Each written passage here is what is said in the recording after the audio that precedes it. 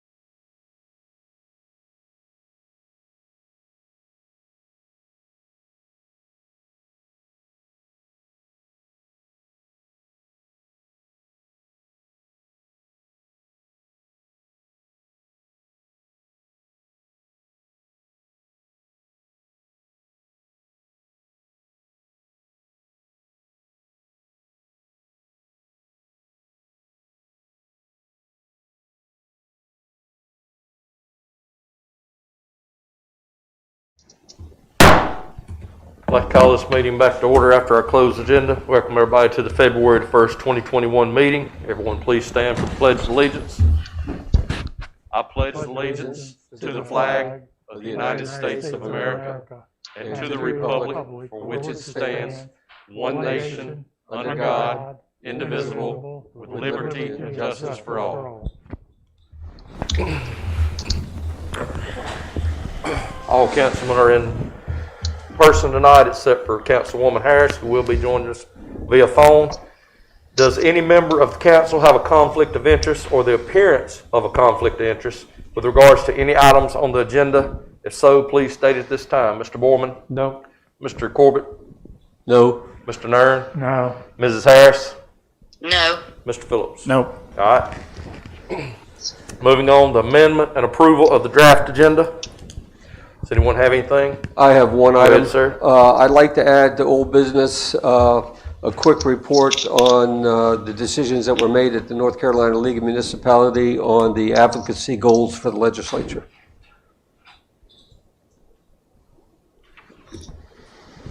Anything else? No. We've got removal of number 6 on new business, the Cape Fear Council of Governments. We had already named that, so we'll go ahead and take that off. That was a done deal. There's nothing else. Moving on, do I have a motion to accept the amendment and approval of the draft agenda? So moved. Do I have a second? Second. Any discussion? All in favor? Aye.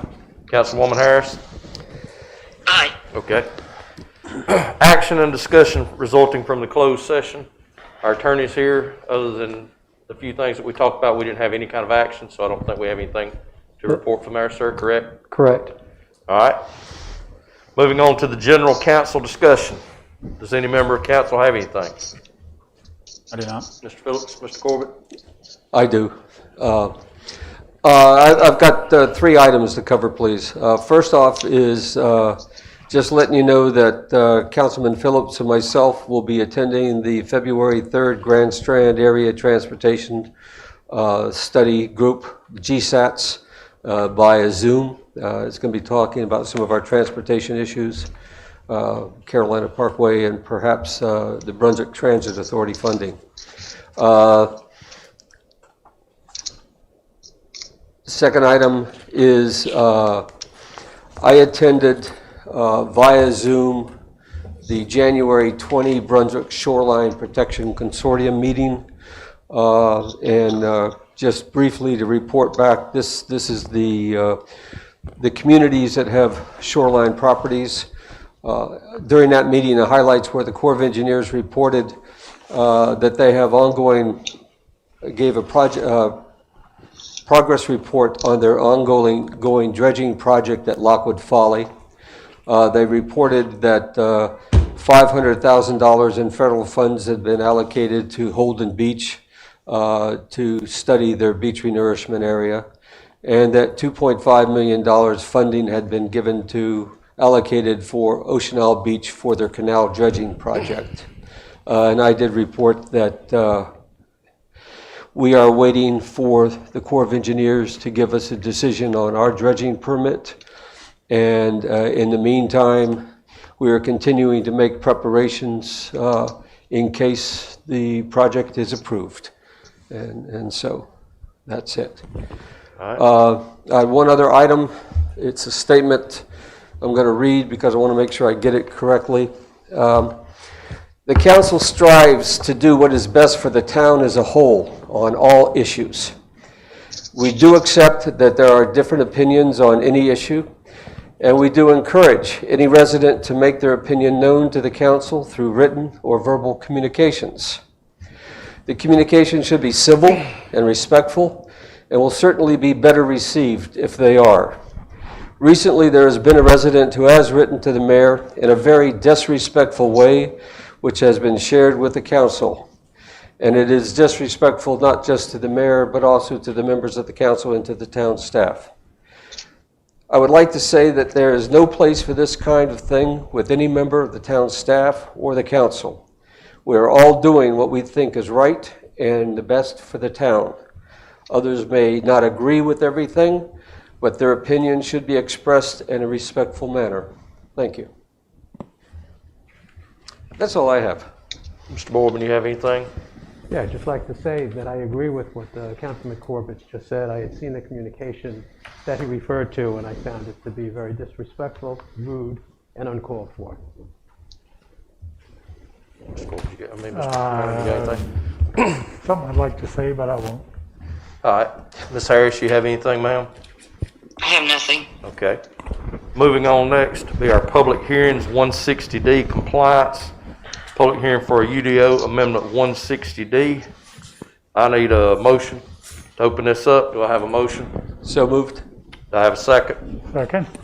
There's no discussion. All in favor? Aye. Aye. All right. The council accepted the planning board recommendation to amend the UDO to comply with the state mandate regarding 160D amendments for various UDO articles. The proposed amendments may be viewed on the town's website at www.sunsetbeachnc.gov. The council will be hearing the comments regarding the proposed 160D amendments. You just need to ask if there's anyone in the back room. There are, is this That want considered to the same speak to time this. with the public, so this can go to this? This is just the public hearing for Okay. 160D. Okay. Anybody have comments for the public hearing on 160D? Thank you. None. None. All right. Do I have a motion that we accept this? Close it. I move we close the public hearing. Okay. Do I have a second? Second. All in favor? Aye. All right. Aye. Moving on, our presentation, our parking regulation enforcement proposals. Chief Claymore, this is yours.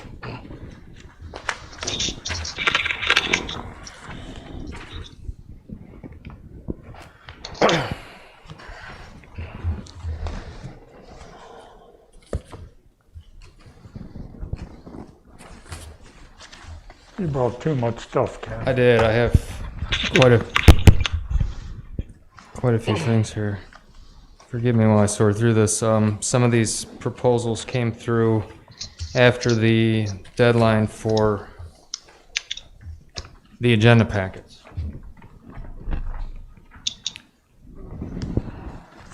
In the agenda packet, the first attachment that you have that you would have reviewed was the proposal that I brought at the last public meeting, which was to manage this program in-house, similar to the model that the fire department has for beach patrol. Nothing has changed with that proposal. It's remaining in this packet for your thoughts and consideration to manage this in-house with seasonal personnel, the purchase of some vehicles to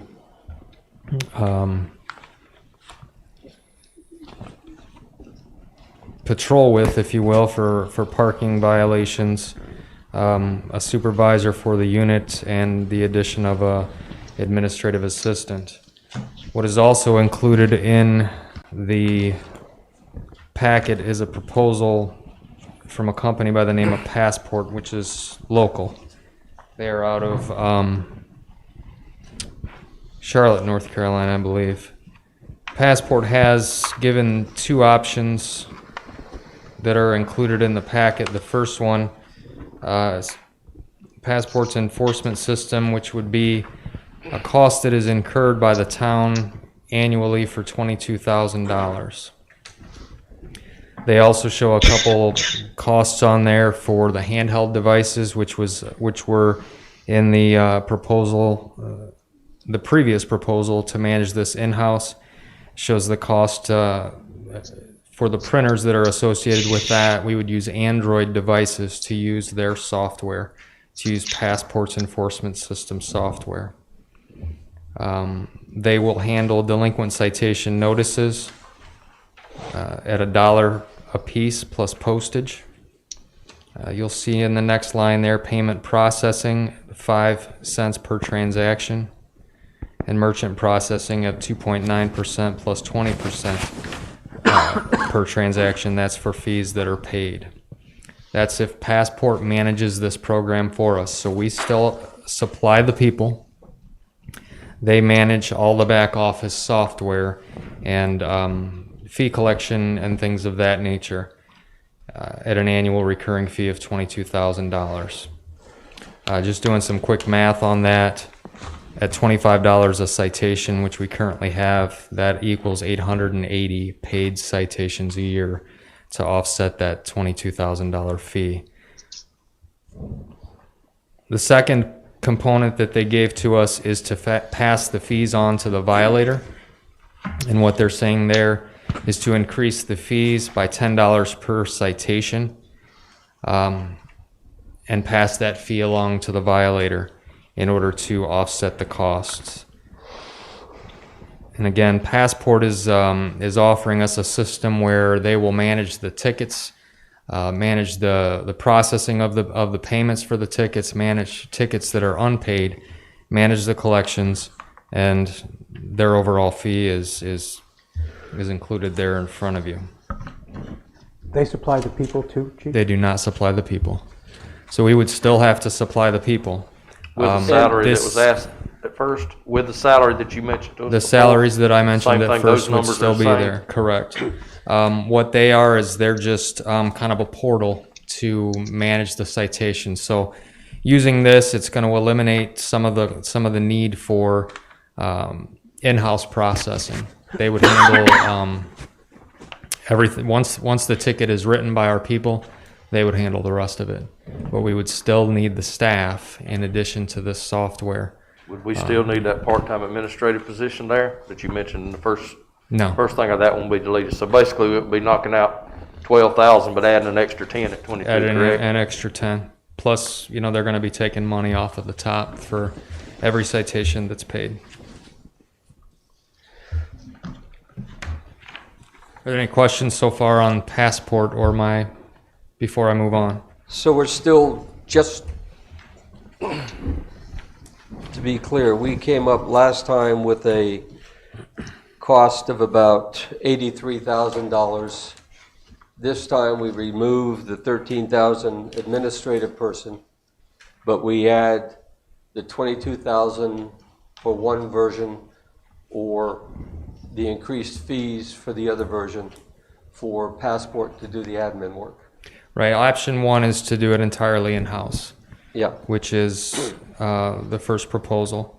Option two is to utilize Passport for some of the back office stuff, and that is going to kind of go hand in hand with us doing it ourselves. But it is going to cost a little bit more to use their product and still continue to use our people. It's probably going to be more efficient, but it's not going to be cost effective. I don't So believe so. originally it was 82, and you're looking at now basically 92. I have a Going to summary at the still end with that your- kind of breaks down the costs of Yeah. each one to kind of just give you something to hang on to and compare. But those two kind of go hand in hand. Passport can't stand alone with what was proposed. Our program could. Our program could also implement Passport in any aspect. I mean, we could just purchase a portion of this and not ask them. You know, we could just purchase the model to issue the citations and manage them and not have them process them. So there is a way that we could piecemeal almost any part of this. Any proposal that you're going to see tonight can be piecemealed. So a lot of them are giving you quite a package, which the next one we're going to see it's very, very inclusive. But each component of it could be plucked out of it and used for our specific purpose. But of course, we're getting, in a couple instances, the Cadillac. And then we just have to determine what's going to be best for Sunset Beach. A couple of them also pitched paid parking, which is not up for discussion at this time. Chief? Sir? So under the Passport proposal, we would still need, in addition to the $22,000 licensing fee, we'd still need the $600 printer. Correct. One of them or more than one of them? I would recommend two of them. So we're talking another $1,200 on top of that. But if we hand wrote the tickets We wouldn't need the printers. But would Passport be able to handle handwritten tickets? They Probably wouldn't. not. So we would, yeah, we would need those then if we went with Passport. I apologize. Yeah, so if we were going to go with them, we'd have to get the printers, the Android devices, which would just need cell service in order to download their app, so that the citations were written through that handheld, and then that would wirelessly connect to that printer. So there would still be a couple So- more upfront costs. So we're not saving anything using Passport. We're just Not really. incurring a lot more cost. Yes, sir. Okay. Any other questions on those two? What, Sir. well, no, I have a question. What was our collection rate for last year? We wrote between over 700, between 700 and 800 tickets. And in the system right now, and this is for the last couple of years, we probably have around 150 that are not paid. And that's not just, I mean, that's over the last couple of years. The volunteers that send out the letters and follow up on the unpaid citations have done a good job at staying on top of that and making sure that we get our payments. So we do a pretty good job with collecting.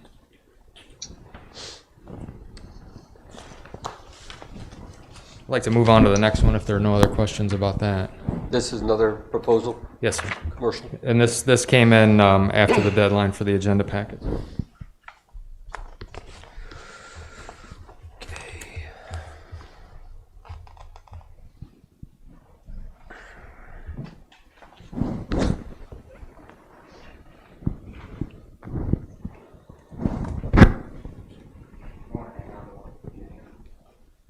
Yeah, we'll give it to, you can set it here, but I'll make sure that the clerk gets, thank you. Premium. Thank you. Wow. Thank you, Chief. Sure.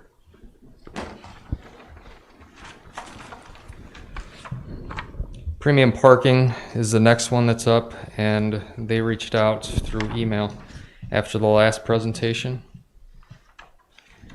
And premium parking, the first about 10 pages are applicable to what we're doing here in Sunset Beach. After that, from page 11 through page 40 are paid parking options. And they also talk about, towards the end there on page 39 and 40, what their enforcement uniforms look like and that nature. So premium parking can do it all for us. Premium parking can 100% take this from us. They can provide the people, they can process the payments, they can handle the complaints that people might have, questions that people might have about why they got a ticket, why they couldn't park in a certain location. They can do it all for us. If you move over to page 8, we'll jump into the pricing of this program. So with premium parking, the licensing is $500 per month. Citations paid through their portal, they'll retain 30% of the citation payments. Online training at $200. And this is using the, as it says there in option 1, under this option, premium will set up the town's officers with login credentials so they can issue the citations. So this is still using our people, their software at $500 a month, and them retaining 30% collections. The training there is for our people at $200. If they supply the people, in option 2, 1 account manager, 4 enforcement officers or compliance ambassadors as they call them. It says all operating expenses are billed back to the town each month. They're asking for the purchase of 2 bicycles at $300 a piece for their people to patrol with. This comes with a management fee of $1,000 per month, still retaining 30% of the citation payments. Licensing is still there at $500 a month. And then a citation transaction fee of 50 cents per citation issued, which can be added to the fine amount. Does it explain what the operating expenses It are is. that they would If hit us you- with each month? Yes, sir. If you switch over, if you turn the page to page 9, and after page 9, I kind of did a screenshot and enlarged it because there's no way I can read what's on page 9. So I enlarged it here on the pages that follow, and I'm even going to put my glasses on so I can see this. But you'll see the breakdown there of projected revenue.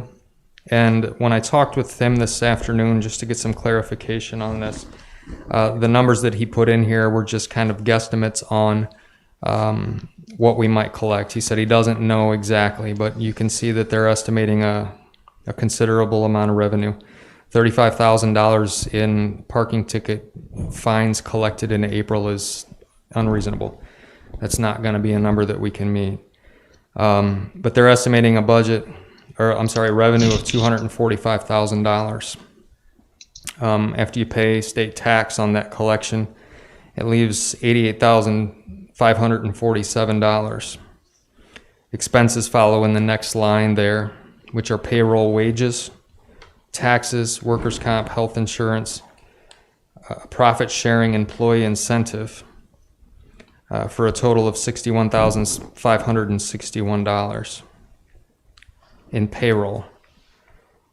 Other expenses follow, which are an administrative fee, an accounting fee, employee procurement fee, base management fee, license and permits, Guide Parks Enterprise software, telephones, mileage for the automobiles, supplies, uniforms, enforcement startup, insurance, and other miscellaneous expenses to total $26,205, which makes total operating expenses $87,766. They're subtracting that from the revenue of $156,453, leaving the town with a net out of pocket at $761 if we are to collect $245,000 a year in parking ticket fines. I see the mayor shaking his head, and I would agree with don't the add mayor. up. 25, that's 10,000 tickets. Yeah, that ain't gonna add up. That's a lot of tickets. So if we don't meet that amount, we would still be liable then for that payroll and We are. expenses? Having their people manage this two. program, yes, sir. Having their people manage this program, we are still looking at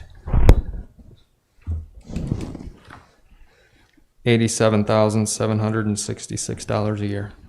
That's, okay. So we offset by parking ticket revenue. The rest of it we'd be on the hook for.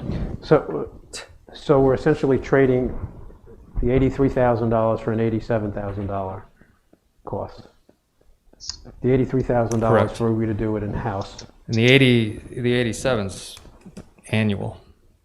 The 83 for in-house is just the upfront cost one time. And then recurring after that is less than that figure. Did we say around 50 something? Yes, What sir. you was figuring, Yes, give or sir. take? I have a summary that we'll get to here at the end, but I want to say 51,540. And that's not counting gas in those cars. Correct. You're right. But that's Premium's proposal, and of course, I mean, he admitted he didn't know what our numbers were, and he just threw in the $35,000 per month as fees just to kind of show where we would be at with this. But their costs will remain the same. The only thing that would change it is if there were less personnel. But outside of that, it's as you see it there. But based Now- on the tickets that you already told us, that's basically 10 times what we've already done. It is. And I if we have somebody that's dedicated to this, and that's all they're doing for 10, 12 hours a day is running the island and looking for parking citations, the numbers are going to increase. Yeah. And then we'd be the most hated beach ever. Yeah, That's- but they're also, Possible. if we are giving out 150 tickets in a week, word will get out quickly, particularly to our adjacent areas that follow the rules. I hope. And they would go down real quickly, and we'd be, sitting there stuck holding the tab the there. tab, yeah. We Yeah. would, and Yeah. that's what we hope that we achieve, is that not that we're just gonna, not that the revenue is going to go up and up. Yeah. We want compliance. We just want people to follow the rules. If I don't write any tickets because everybody's parking as they should, then we've done our job. Yeah. Any further questions on Premier? Like I said, page 10 through 40 are all about paid parking. You can peruse that at your leisure. I don't, on their budget,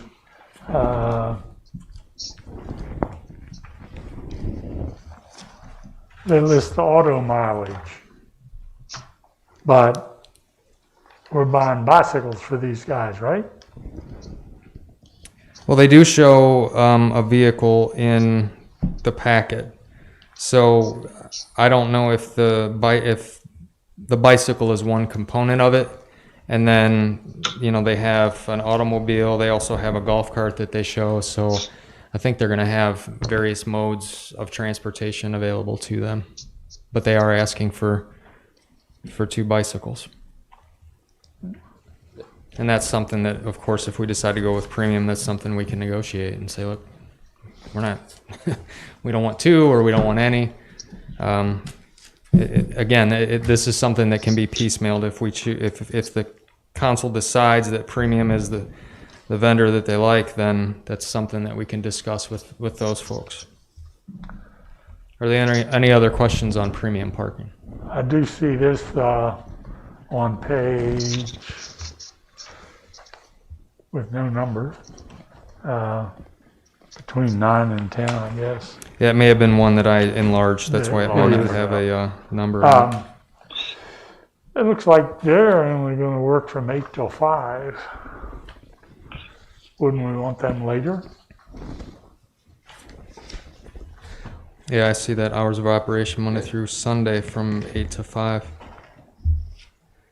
That's sure. I'm sure that's something that we can negotiate with them. Yeah. I'm sure if we told them we wanted them more or less, they'd be more than happy to work with us. Looks like Saturday and Sunday is 8 to 8. We're looking at the, My view is the starting packet here, it's not worth spending any more time on. that's where I'm at. Me too. This is not worried about a bicycle. It's just not financially smart. Yeah.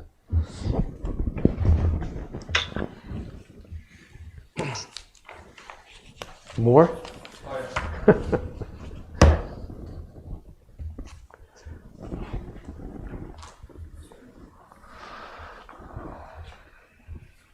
Thank you, sir. Thank you. Chief?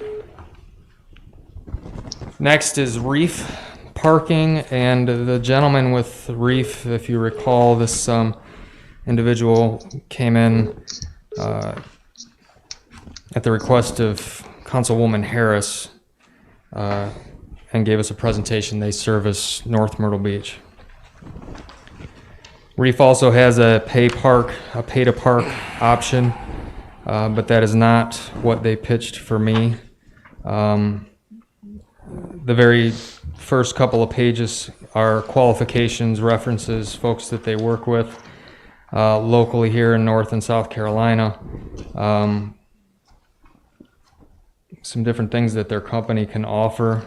They also will do, they can handle 100% of this for us. If you move to page 20, so we can get to the brass tacks. They say the goal of this parking program is not to bring in revenue.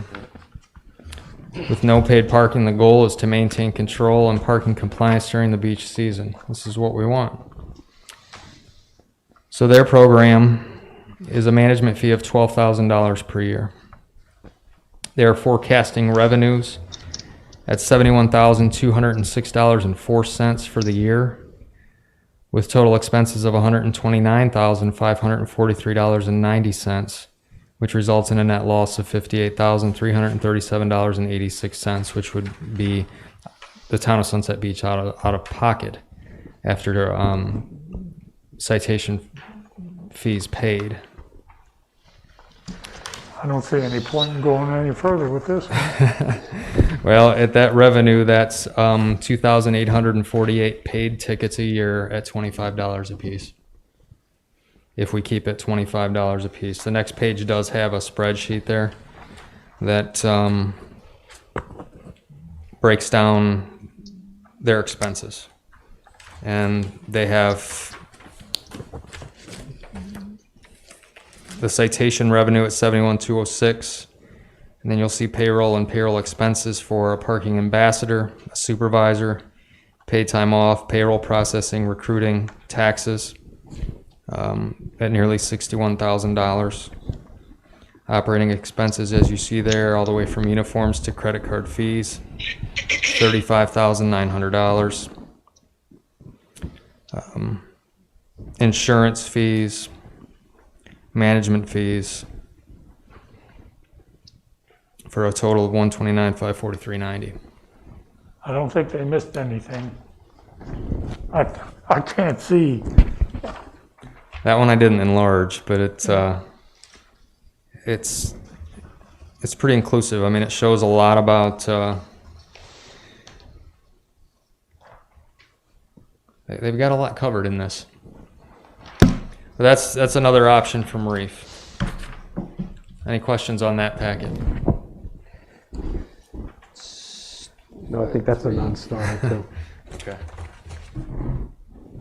One last thing. We're getting to the 3,000 end. tickets.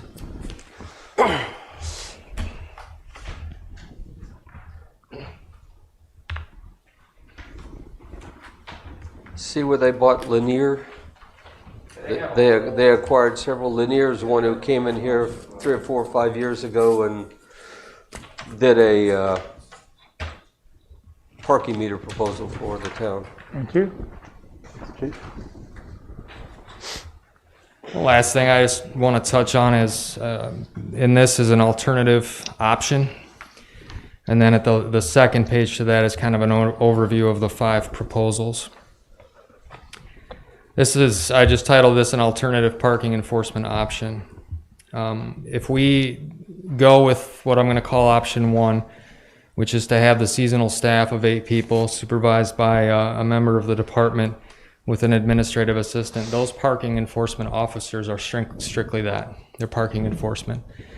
If there's worst case scenario, bank robbery, those parking enforcement officers are useless to us.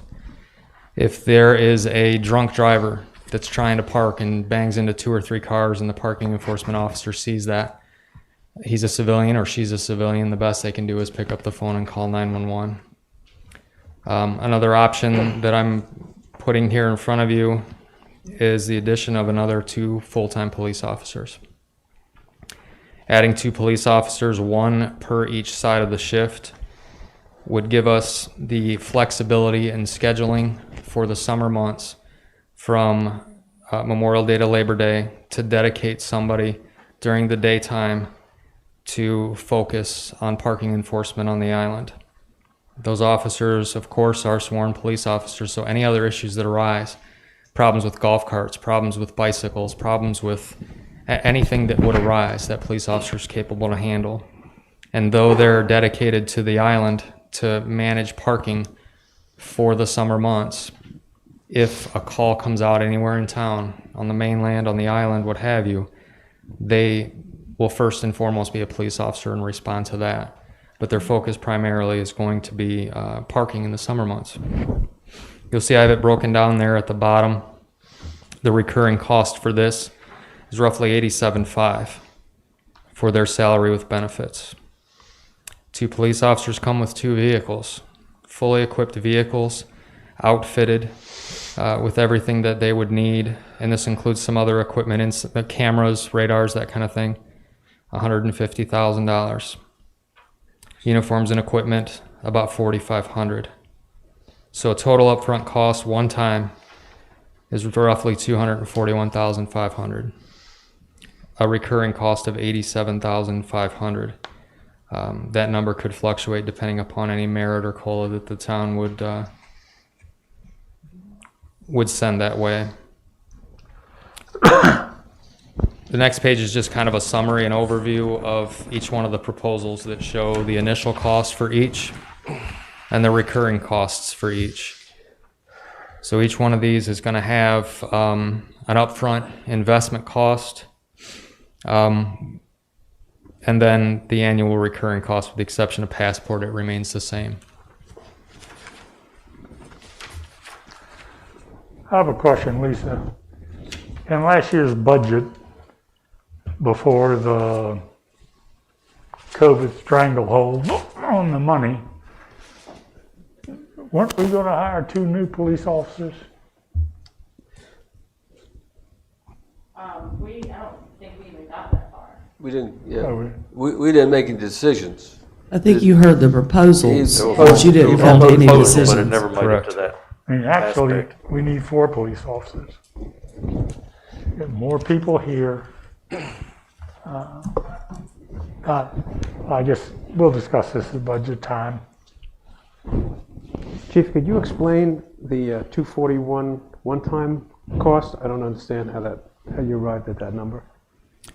Well, the upfront cost of salaries for the officers, adding the patrol vehicles and equipment. So those first 3 lines, does that not come to 241.5? Is my math that bad?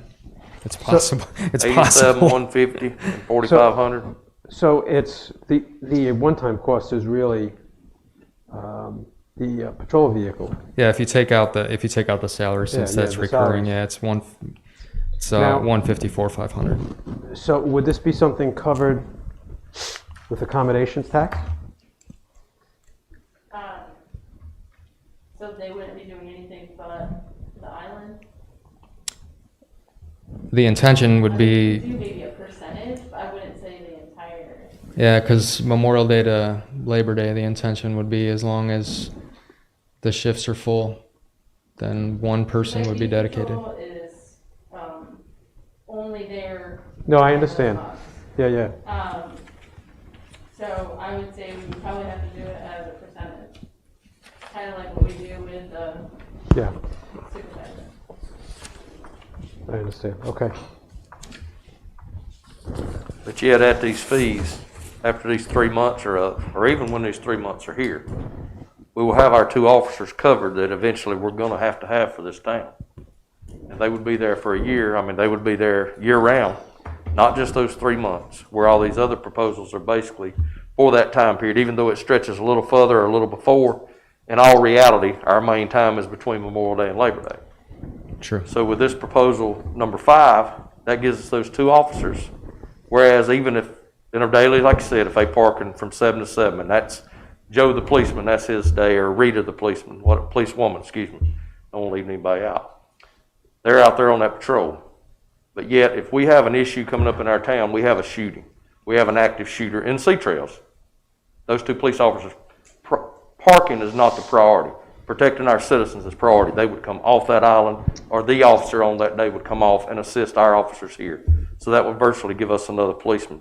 I know during the day, you have detectives, you have yourself here, but in that afternoon, when we don't have anybody but the 2 officers and the 1 sergeant that works, if I'm not mistaken, is it not to like 12 or, they work a 12-hour shift, 6 to 6, whatever, Correct. 6. Yeah, We virtually would have 2 more officers on duty. Plus, the other 9 months of the year, we would have 2 officers on duty at all times. yes. Just like to say thanks for putting this together. And after just looking at these, I think the only options that I would support would be Proposal 1 and Proposal 5. I don't want to go out of house on this. And also just, I believe you said it before, but this would also free up a lot of your time to handle other things if we were to hire these 2 officers. Or is that with the administrative staff if we did Proposal 1? That's the administrative staff. So Okay. if we have an increase in citations through the addition of, with proposal number 5, yeah, the back office stuff is still going to mount. Still there? It's still going to mount. Mhm. Okay. Thank you. So when a citation is issued now, okay, you have a police officer who goes to a vehicle, writes a ticket. Okay, that takes 10 minutes, whatever. Then what is the timeline, what is the time required to do the rest of the admin back here? It depends on how the citation is written, I suppose.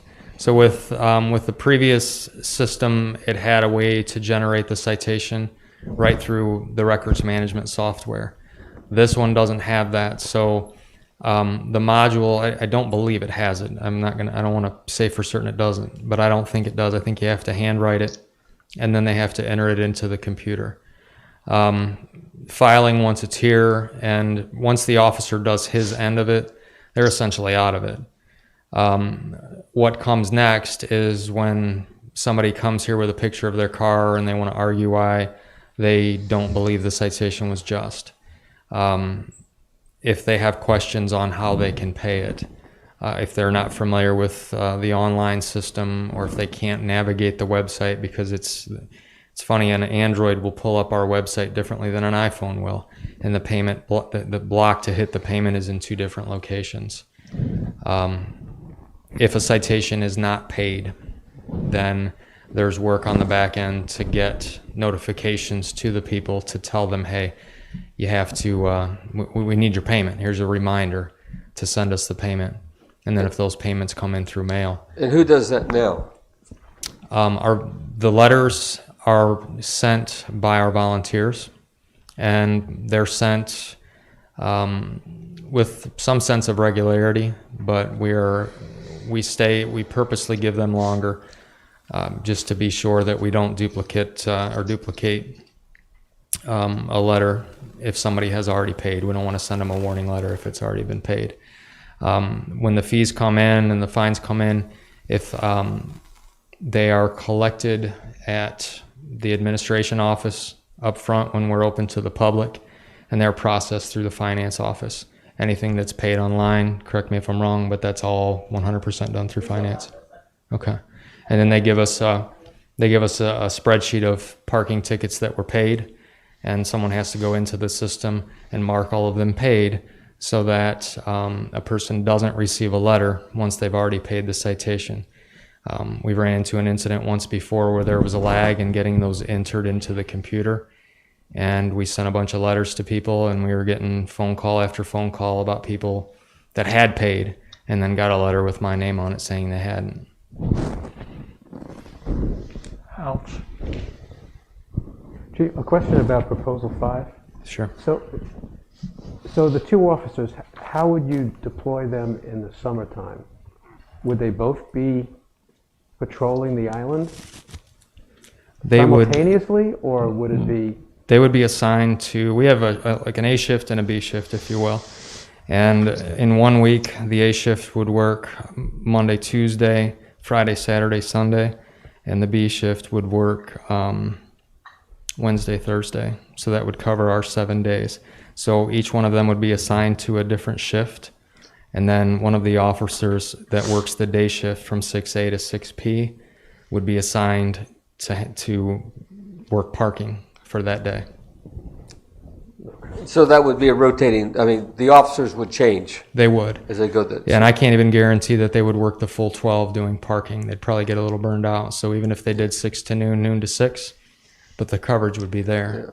So long as the bodies were there. And I say that because if we have an outbreak of COVID in our department, or if we have 2 officers, for example, that are getting ready to become fathers again, and they're both due about the same time.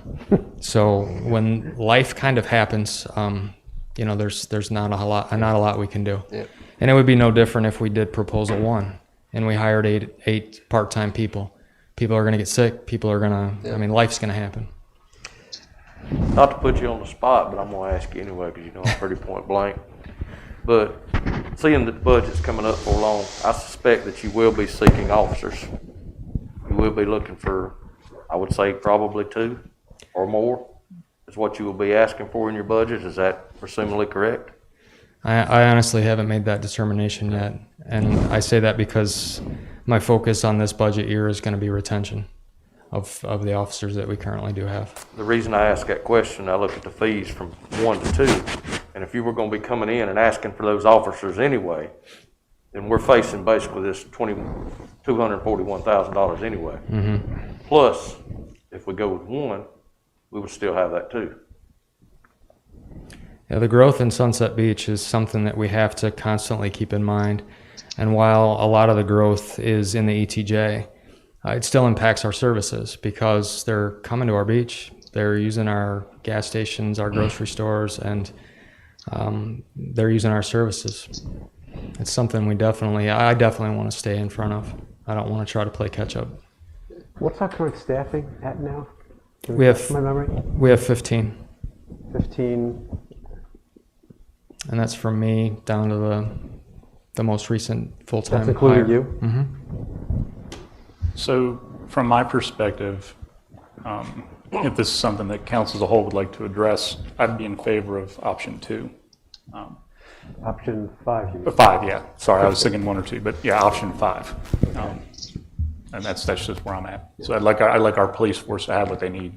So My question on that is if we were to endorse option 5, when it comes down to budget, then that's kind of what you were saying. Are you going to ask for additional officers in addition to these 2 that would go with option 5? I honestly can't answer that right now. Like I said, my initial intention is to focus on retention with this budget year. Ken, by retention, you mean officers that, you want to keep officers here that once they're trained. Correct. The last officer we lost went where? Southport. Southport? And it was a good bit more money. A good bit. Yes, sir. We are, I think we're the lowest in Brunswick County.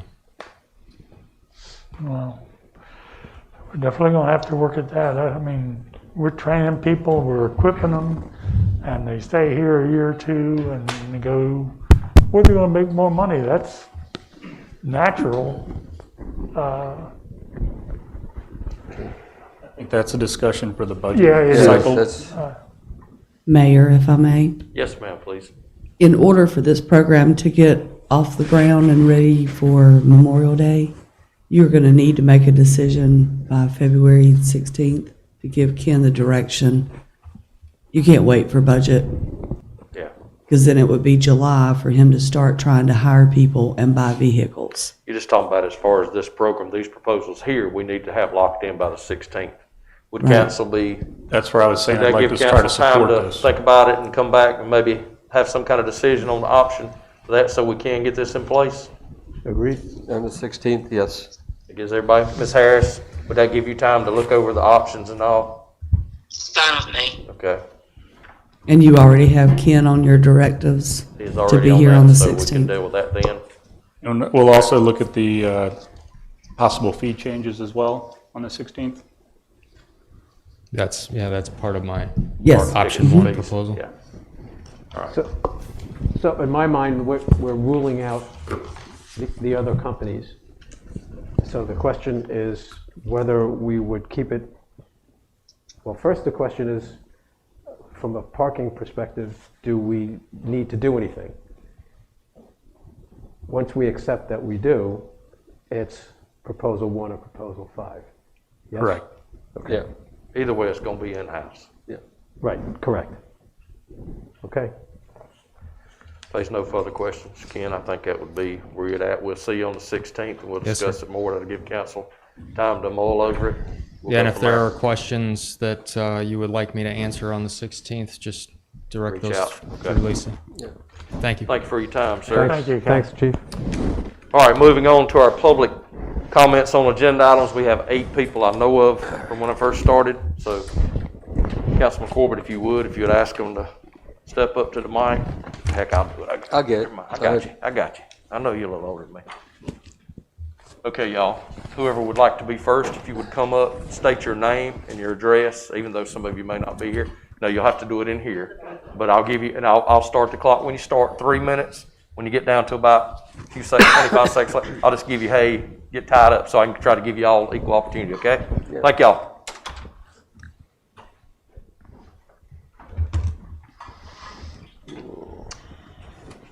First one up, go ahead.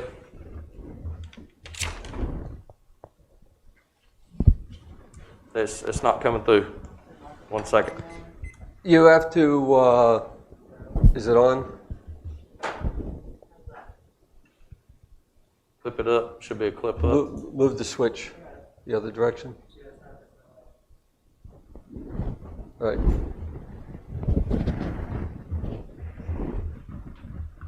Go.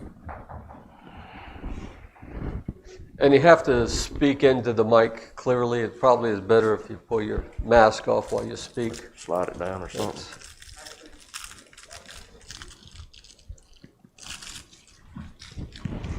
Nope.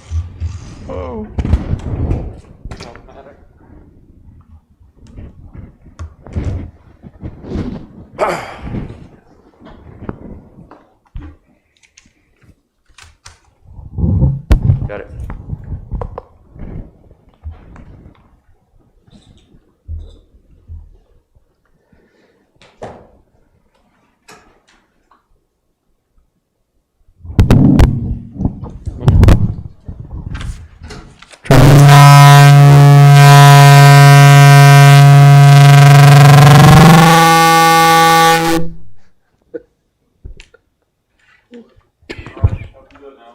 Okay, try again.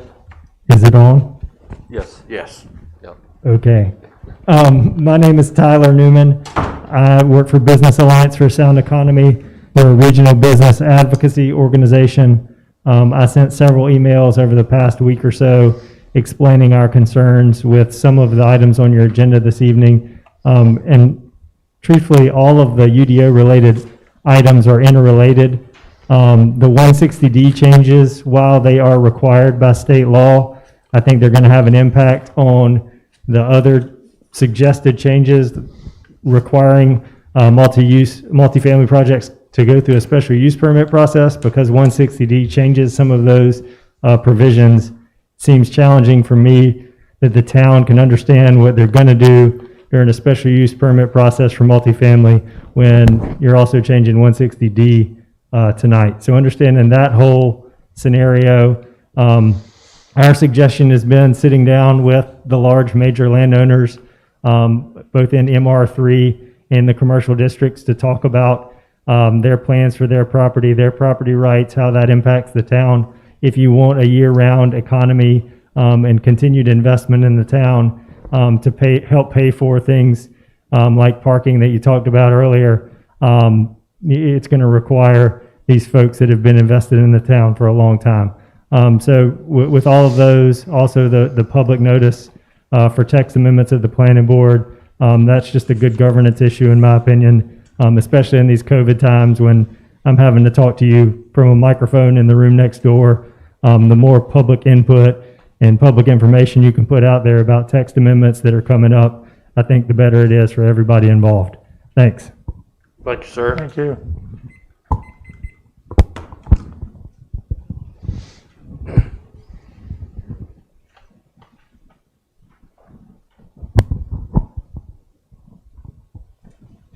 Good evening. I'm Elaine Jordan, General Counsel with the Coastal Companies. Thank you all for your service on the council, and I do hope we continue to have the respectful dialogue that you have requested. I am speaking about the 1 and 2 on your new business agenda dealing with the planning board recommendations. As Mr. Newman just said, we as a large stakeholder and landowner here would really appreciate just a pause and a dialogue. I noted that the time that the council has spent and the staff and planning board on the 160D has been months and months. The 2 recommendations from the planning board have been probably better measured in days, if not just a few weeks. And I think that they require even more consideration than the state-mandated 160D, more administrative type of review and analysis. So we're asking, please, for this council, you're going to hear from others tonight who will talk about the special use process. That process is fraught with concerns, dangers, litigation. I I just simply ask that we have dialogue about the specific changes for the multifamily, and not in a piecemeal, but in a, I know that the planning board wants to consider other changes. We're asking that we look at all of them, that they come to the council in an appropriate time and after due consideration. Again, we really appreciate your service, and thank you for this time this evening. Thank you, ma'am. Thank you. Thank you. Good evening, Mayor Phillips and members of council. My name is Clint Cogburn. I'm an attorney with the law firm Warden Smith. I'm here tonight on behalf of my client, Riptide Builders. First off, just want to thank you for the opportunity to speak with you this evening. Here with me tonight is Todd Rodemaker, who is Director of Community Planning for Riptide Builders. He's going to go into a lot more specifics on Riptide and Sea Trail, but we're here tonight to speak to you on item K2 specifically, which is the UDO amendment to Article 6, specifically requiring multifamily proposals and multifamily developments and applications to go through the special use permit process. I'm going to touch on some broad strokes here briefly. We previously submitted a letter to you as well as to the planning board and to planning staff going into great detail about our opposition to the proposed amendment to Article 6, both for the special use permit requirement and to the change to density. We've submitted bullet point breakdowns to you highlighting our main points, and I know that others here who are speaking on this issue or who have already spoke to you on this issue have similarly submitted very detailed written materials to you. As articulated in those communications, we are primarily here to ask you tonight to press pause on this proposed change to the UDO and to allow Riptide and these other large stakeholders a place at the table and the opportunity to be heard in greater detail, primarily to see if there is a compromise position here that everybody can agree upon and that will be beneficial both to the town residents, and to these developers that have invested considerable money and resources into the town. Again, numerous developers and stakeholders have communicated this throughout the process. I certainly don't want to speak for them, but I know the chorus is one of not aggressive opposition, but one of wanting to have a greater dialogue on this issue. We certainly understand the need to preserve and protect the character of Sunset Beach. My client is a local developer and a local stakeholder who has invested significantly and believes in the town and the town character. But we also believe that, and would hold up to you here tonight, that beneficial and responsible multifamily does exactly that. It raises up a lot of the better parts of Sunset Beach, the top-notch golf courses.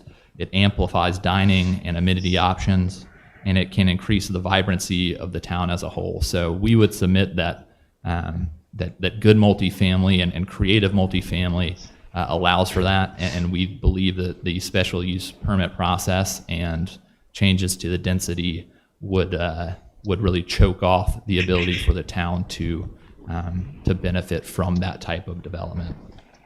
We would also submit that the land use plan really pushes back against what is being proposed here. In section 10.4, it both highlights that the town should maintain and enhance the quality of life. As we've just told you, we submit that multifamily does exactly that by promoting a lot of the other uses. Section 10.4 also encourages high quality mixed use, again dovetailing with what we just spoke on. So I would submit and want to conclude here by saying that the proposed amendment mandating that each multifamily development go through the special use permit process really threatens the viability of multifamily and harms the overall development of Sunset Beach.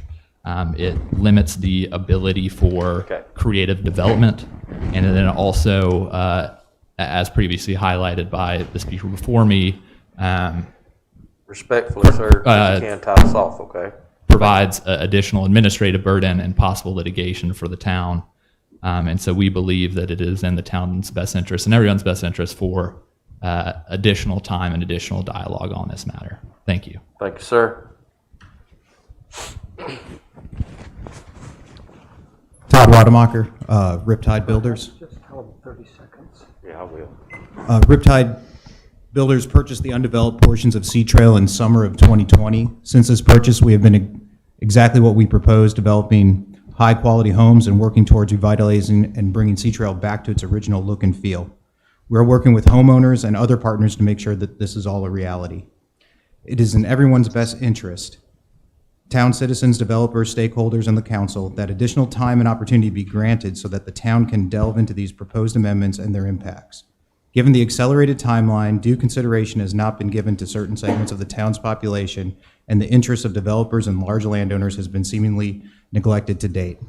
A more robust, thorough, and transparent dialogue, regardless of the ultimate outcome, will only serve to benefit the town.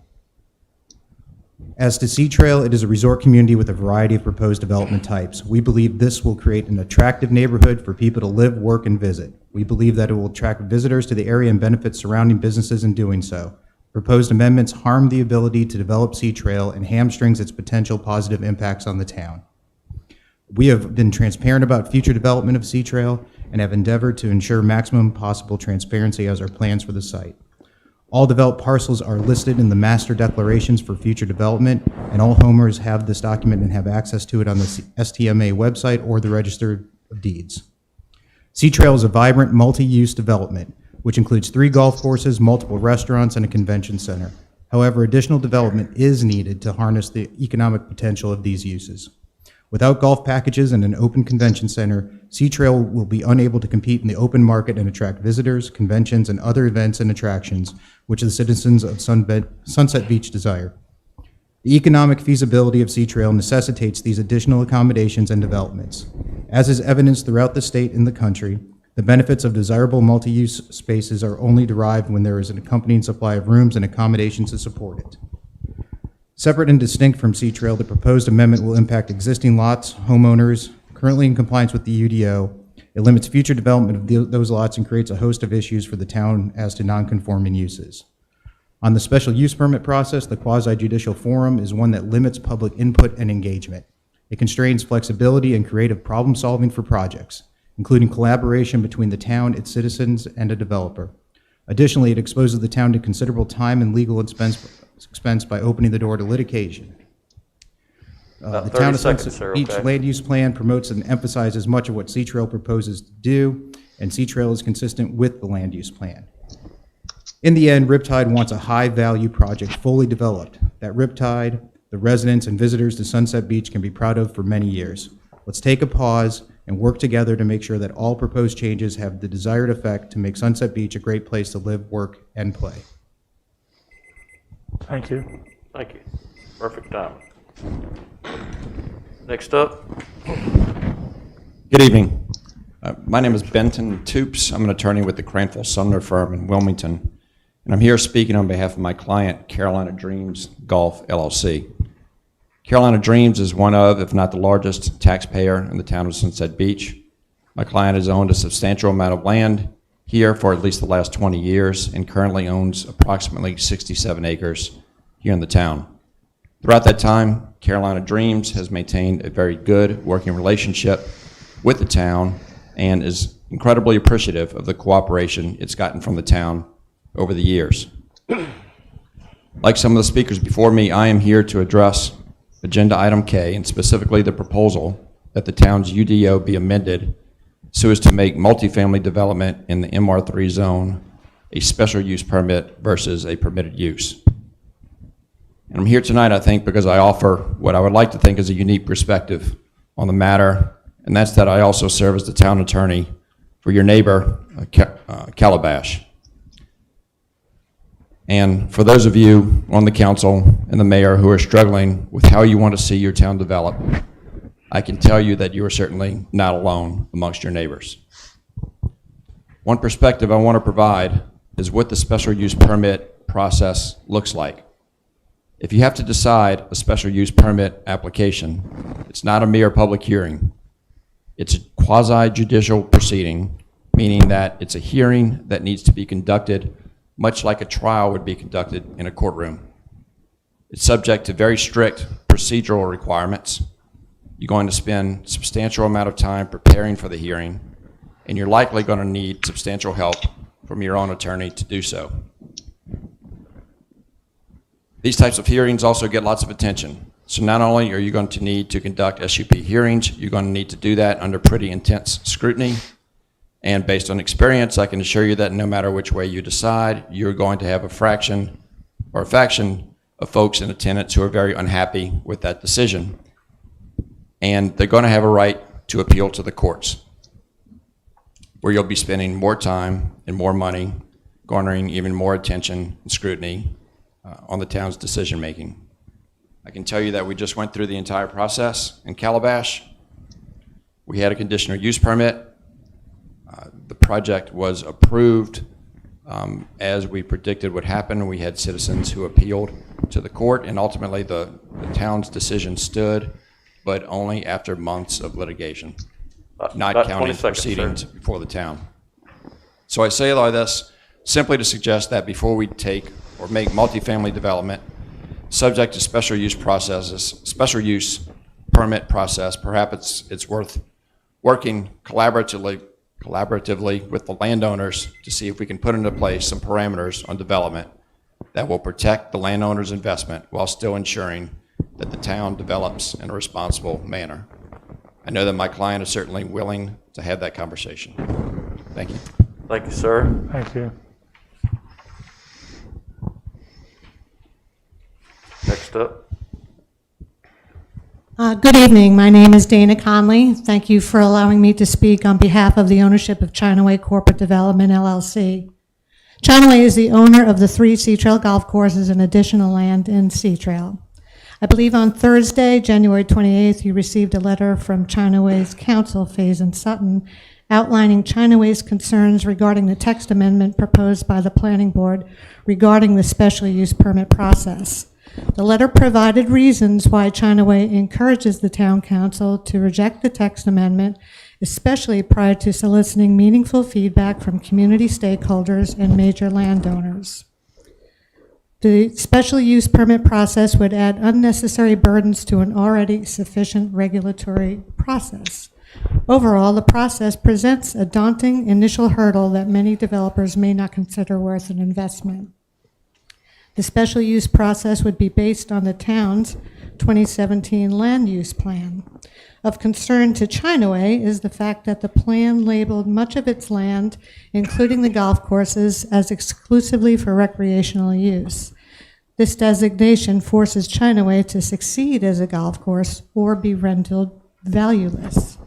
In the event the golf courses ever became non-viable, Chinaway would have few, if any, options. The unmarketable land would likely fall into disrepair and blemish the community. Additionally, the text amendment will prevent the town from maximizing the potential of the convention center, as development in close proximity to the convention center can be a very valuable source of tax revenue for the town and open other year-round opportunities for residents and visitors. This opportunity would be severely crippled if this special use permit process is applied to multifamily development. We suggest that the text amendment be tabled until community stakeholders and major landowners are given the opportunity to collaborate with the town on development in MR3, which comprises a sizable portion of the town. Chinaway believes it is in everyone's best interest to meet with the affected community members. Chinaway intends to remain a good steward of its land in Sunset Beach, and we also believe the text amendment does not serve the shared interests of the town, residents, and developers. Thank you. Thank you.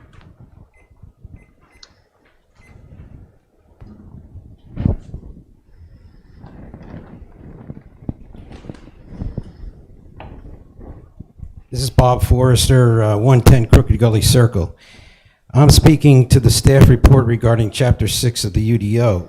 I support and urge you to accept the recommendation of the Planning Board to change multifamily dwellings from permitted use to a special use, and to schedule a public hearing to modify the UDO and modify permitted uses in 6.04 as recommended. That is, as the staff report reflects, that is based upon the language contained in the findings of the land use plan and the vision statement, which were adopted in 2017, after substantial, and I mean substantial, consideration by the council, and after innumerable public hearings, the vision statement basically says it's the desire of the town to maintain its unique coastal town character, promoting lower density and single-family residential development as its primary growth pattern. And under the findings, it says that high-density projects are strongly discouraged. Now, I do believe that there are appropriate areas in Sunset Beach that should be multifamily. The problem is that if you permit it as right, if it's permitted as right, you can't regulate where it's going to be within a particular tract. I can give a little perspective about special use permits and hearings and boards of adjustment, having been the past chairman of the Sunset Beach Board of Adjustment, having conducted for the past 40 years quasi-judicial hearings, and I don't share some of the comments of some of the people that have spoken before me. It is a way that it is not overly burdensome. The public does in fact participate. The findings have to be based upon factual evidence that the board finds to exist from competent evidence they find to be competent. There's been comments about the concerns. One is the largest or larger taxpayers in the town. If you consider all of the residents and the taxpayers in town, they far exceed anybody who's represented here tonight. I also urge you to codify number 7 of the land use compatibility policy statement, which contained in the land use plan, which states the town does not support the transition of lands currently utilized as golf course, field of play, of development of any type. The only permitted uses shall be preserved open space, active and passive recreation uses, nature trails, and other uses compatible with recreation open space. About 30 seconds, sir. And that has been recommended by the staff. Thirdly, I urge you to accept the recommendations of the staff to reduce residential development intensity and engage in a density modification to the MR3 zone district. This is not just with regard to Sea Trail, it's the entire MR3 zone district, by examining larger lot sizes as supported by the policy of the land use plan. I also, Mayor, am I running short? Go ahead, just tie it up, sir. Yes, okay.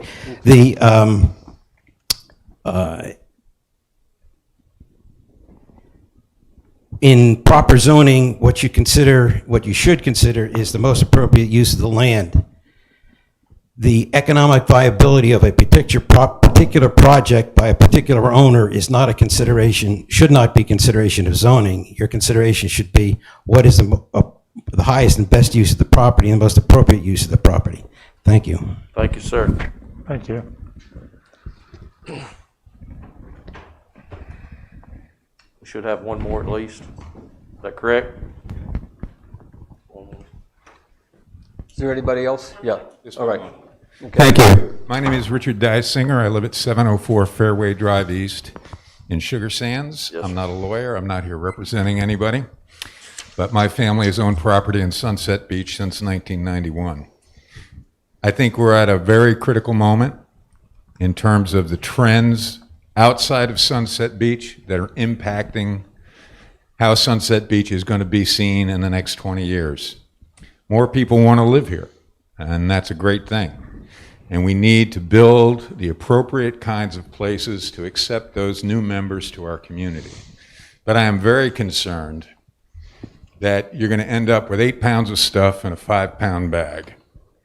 And there's a long list of communities that have missed the boat in terms of how to make sure that you preserve what it is that attracts people who wish to live here.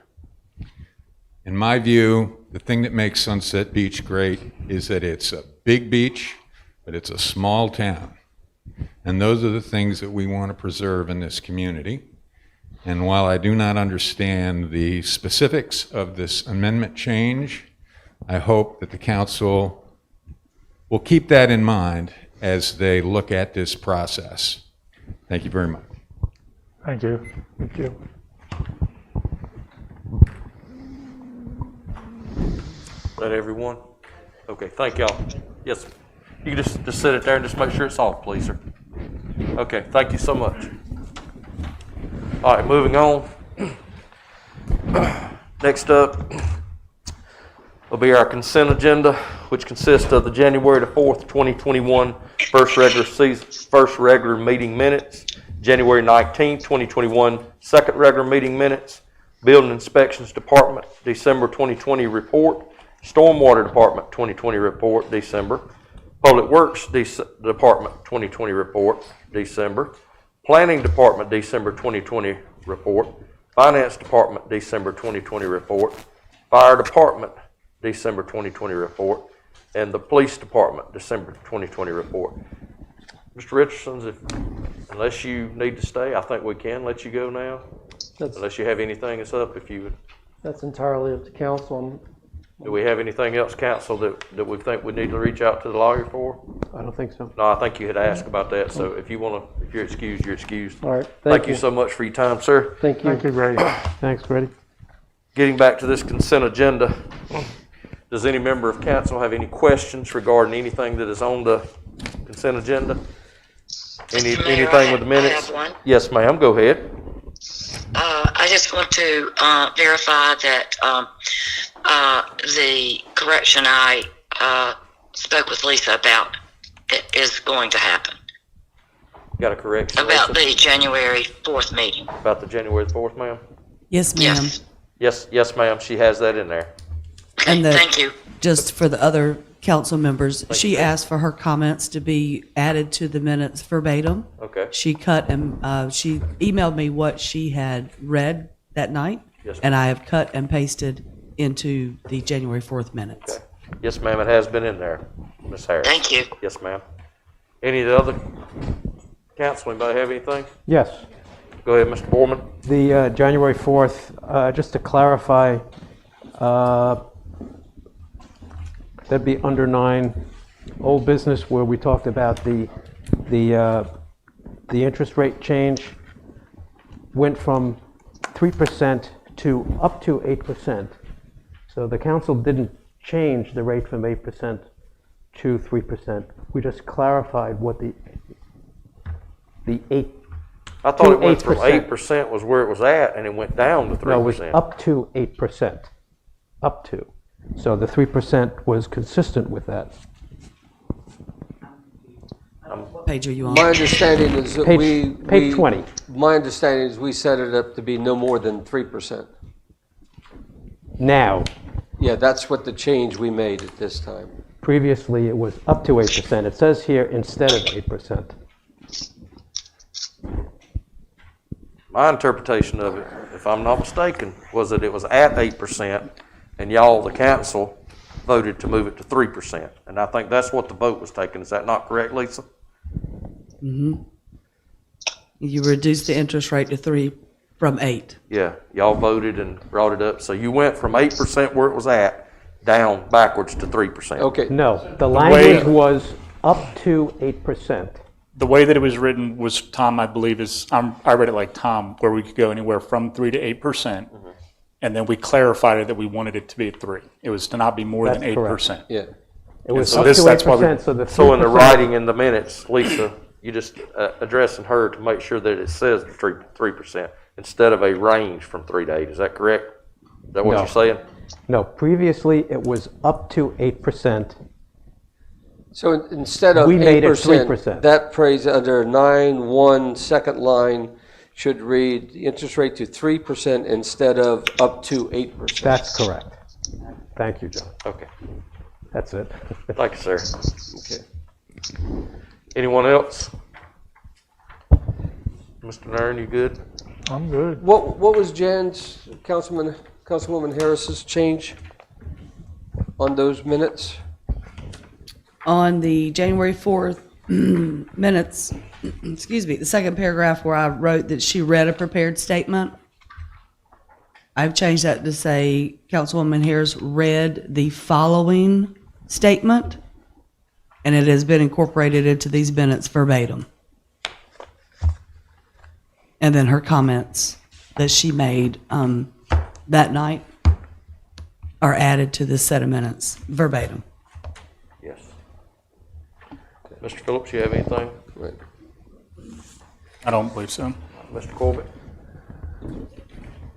I had a question on the, I'm fine with the minutes. I don't, Yes, I sir. have a question on the stormwater. I have a couple questions on the stormwater. You cleared DE throughout the Seaside Station. DEs are the drainage easements, correct? Yes, sir. And so what does clearing mean? Cutting out the overgrowth that has not been maintained since they were deeded to the town in 2001. Okay, and you did it through all 23 easements? Not all 23. No, not all 23. Throughout. From Mayor's house on Magnolia. I didn't ask for that though, so don't think that, because I didn't. I knew nothing about it till Yes. it showed up behind me.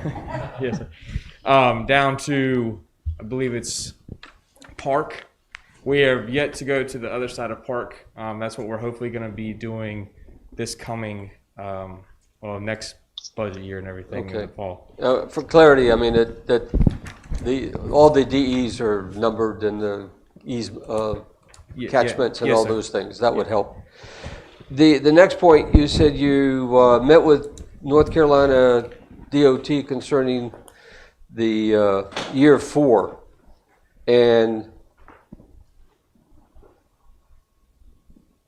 I don't understand. I don't recommend a project at this time. Right. Also, there's no flooding problem proposed around the proposed project area.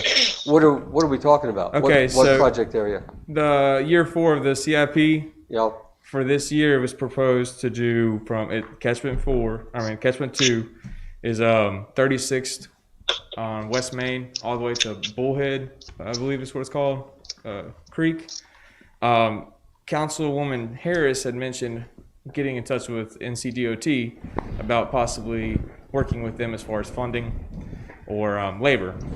So I talked with Bill Kincannon of the NCDOT, and we met out there for about an hour, and a rough estimate, he said it would be $115,000 for just labor and equipment for this project, which it's at 170 per our CIP.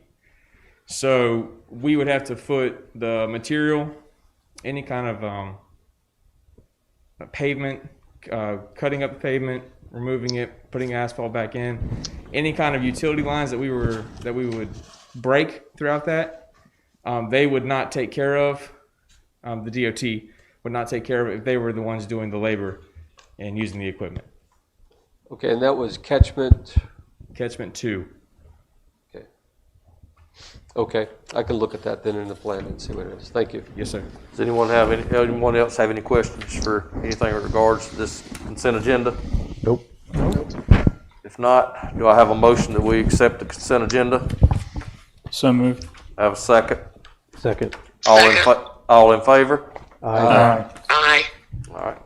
Thank y'all. Carrie, I know Paul, you still got to go. Matt, if you'd like to leave, I know both y'all have nothing. You're excused. Ms. Terry, you have something coming up, and I know the fire chief does too. All right, moving on, our town administrator report. Thank you, Mayor. Just to give you an update on some of the things that we've got coming up. We have released 3 RFPs that you'll be seeing coming up in the Brunswick Beacon and on the town website. The annual street paving resurfacing for Public Works, the fire truck financing, and the 40th Street walkway rebuild to convert it to ADA. All of those RFPs have gone out in the last week or are coming up in this week. And then you will see those on a upcoming agenda to award those contracts. Did we stop looking at the ADA walkway on the east end of the island? I don't know. Somewhere between 3rd Street and 18th walkways? Dustin is still working with our engineer on some East End projects. I don't know that we will get to them this year. Okay. And we will definitely be talking with you all about budgeting, some of the walkways going forward to look at doing them differently than in-house. So we'll be bringing that to you then. And speaking of budget, Tara and I start meeting with the department heads next week, followed by the budget planning session that you all will have on the 16th, where we hope that any projects that you all would like to see us consider or to bring you back proposals for or quotes, that you'll be able to give us those on the 16th so we can start some groundwork. This is our second year of sending out a budget suggestion form that Tara created last year. This form is where we're asking residents, citizens, vacationers, renters, to give you all some suggestions for what they would like to see budgeted. So we're asking for those to be emailed in to Tara by April 18? 18? And we've actually already started we've received at least one. Dustin is working with McGill to finalize the plans for what we can do for the parking lot next door. And hopefully we will be bringing that to you on the 16th to review and give us your blessings to go forward with that. On Wednesday of last week, Robert Neal held a I don't know if it was pre-bid or pre-construction meeting where he met with 6 contractors that attended to talk about the dredging project, scheduling, timeline, and those details of that project. Did the advertisement for those bids go out to all available or contractors who might be interested in that? Yes, he maintains a list, and it was emailed to all of those that are on that list, in addition to advertised in the Brunswick Beacon as required by general statute. Good, thank you. And lastly, Tara has an update for you all regarding the accommodations tax program that you all approved a while ago. Go ahead, ma'am. So, unfortunately, the company that we decided to go with, that was more expensive, there was a misunderstanding. And they informed me this past week that they cannot provide what it is that I was expecting them to provide. My understanding was that it was going to be a platform where people could, we'd send in payments and we would have a maintain of a record and I'd be able to pull reports and they would send letters to those that were not in compliance.